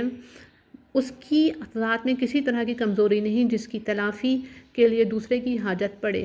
دوسرے سے مدد لینے میں تین احتمال ہو سکتے تھے۔ چھوٹے سے مدد لی جائے جیسے باپ اولاد سے لیتا ہے، یا مساوی سے جیسے ایک شریک کو دوسرے شریک سے مدد پہنچتی ہے، یا بڑے سے جس طرح کمزور آدمی ذلت و مصیبت کے وقت بڑے آدمیوں سے مدد لیتے ہیں۔ اس آیت میں تینوں کی نفی کر دی گئی۔ لم یتخذ ولدہ میں پہلے احتمال کی، لم یکن لہو شریک فی الملک میں دوسرے کی، اور لم یکن لہو ولی من الذل میں تیسرے کی نفی کرنے پر کبر ہو تکبیرہ میں اس کی عظمت و کبریائی کی طرف متوجہ فرمایا۔ یعنی انسان کو چاہیے کہ حق تعالیٰ کی بڑائی کا زبان و دل سے اقرار کرے اور ہر طرح کی کمزوریوں سے رفیع و برتر سمجھے۔ اور لطف یہ ہے کہ لم یتخذ ولدوں میں نصارہ کا لم یکن لہو شریک فی الملک مشرکین کا، اور ولم یکن لہو ولی من الذل میں ان ذلت میں ان یہود کا رد ہو گیا جن کے یہاں خدا تعالیٰ کشتی میں یعقوب علیہ السلام کے مقابلے کتاب نہیں لا سکا۔ الیاذ باللہ، کوئی مددگار نہیں ذلت کے وقت، یعنی اس پر کبھی ذلت ہی نہیں کہ مددگار چاہے۔ بادشاہوں کے امیر زبر پڑ جاتے ہیں، اس لیے برے وقت ان کی رفاقت کے ہوتے ہیں، وہاں یہ قصہ ہی نہیں۔ سورہ اسراء۔ بے شک یا رب العالمین،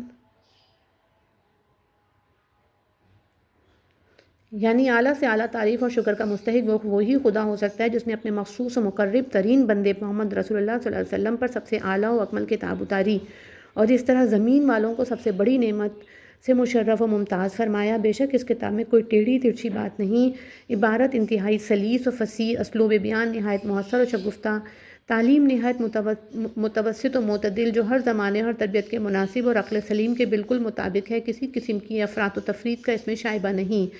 یعنی تکذیب کرنے والوں پر جو سخت آفت دنیا یا آخرت میں خداوند قہار کی طرف سے آنے والی ہے اسے یہ کتاب آگاہ کرتی ہے۔ قیمن کو بعض نے بامعنی مستقیم لے کر محض مضمون سابق تاکید فرما دی، یعنی کتنا ہی غور کرو ایک بال برابر کجی نہیں پاؤ گے، مگر فرار نے اس لفظ کے معنی کیے، یعنی تمام کتابیں سماویہ کی صحت و تصدیق پر مہر کرنے والی اور ان کی اصولی تعلیمات کو دنیا میں قائم رکھنے والی، بندوں کی تمام مسالے کی متکفل اور ان کی معاش و معاد کو درست کرنے والی، بہرحال جو معنی بھی لیے جائیں اس کی صداقت میں شبہ نہیں۔ بظاہر اس سے مراد آخرت کا بدلہ یعنی جنت ہے، جہاں مومنین قانتین کو دائمی خوشی اور ابدی راحت ملے گی۔ خدا کے لیے اولاد تجویز کرنے میں سب سے زیادہ مشہور اور پیش تو نصارہ ہیں، اور جیسا کہ احادیث سے ظاہر ہوتا ہے کہ انہی سے حاملین قرآن کو قیامت تک زیادہ سابقہ پڑھنا ہے۔ تاہم عمومی الفاظ نے بعض فرقے یہود جو عزیر علیہ السلام کو خدا کا بیٹا، یا بعض مشرکین جو ملائکہ اللہ کو خدا کی بیٹیاں کہتے تھے، وہ بھی داخل ہو گئے۔ گویا اس جگہ اولاد تجویز کرنے والے کافروں کو بالخصوص اور نصارہ کو خصوص کے طور پر متنبہ کیا گیا ہے، یعنی کوئی تحقیق اور علمی اصول ان کے ہاتھ میں نہیں، نہ ان کے باپ دادوں کے ہاتھ میں تھا، جن کی اندھی تقلید میں ایسی بھاری بات زبان سے نکال رہے ہیں۔ گویا خداوند تعالیٰ کی شان و قدوسیت و صبوحیت کی ان لوگوں کو کچھ خبر نہیں، جو اس کی جناب میں ایسی گستاخیاں کرتے ہوئے ذرا نہیں شرماتے۔ دلائل و براہین کی جگہ ان کے ذخیرے میں یہی باقی رہ گیا کہ زبان سے ایک جھوٹی اور بدیع البطلان بات کہتے چلے جائیں، اور جب ثبوت مانگو تو کہہ دیں کہ یہ مذہب کا ایک راز ہے جس کے ادراک تک عقل انسانی کی رسائی نہیں۔ یعنی اگر یہ کافر قرآن کی باتوں کو نہ مانیں تو آپ ان کے غم میں اپنے آپ کو بالکل نہ کھلائیے۔ آپ تبلیغ و دعوت کا فرض ادا کر چکے اور کر رہے ہیں، کوئی نہ مانے تو آپ کو اس قدر دل میں گھٹنے اور غمگین ہونے کی ضرورت نہیں۔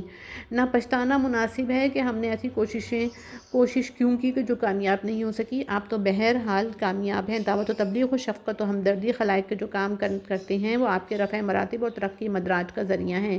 اشقیاء اگر قبول نہ کریں تو انہی کا نقصان ہے،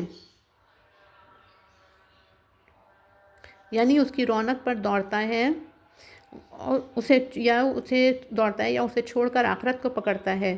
بعض روایات میں کہ ابن عمر نے سوال کیا، رسول اللہ صلی اللہ علیہ وسلم کون لوگ ہیں، احسن العملاً کون لوگ ہیں؟ فرمایا احسنکم عقلاً و اورعکم، جس کی سمجھ اچھی ہو، حرام سے زیادہ پرہیز کرے اور خدا تعالیٰ کی فرمانبرداری کی طرف زیادہ جھپٹے۔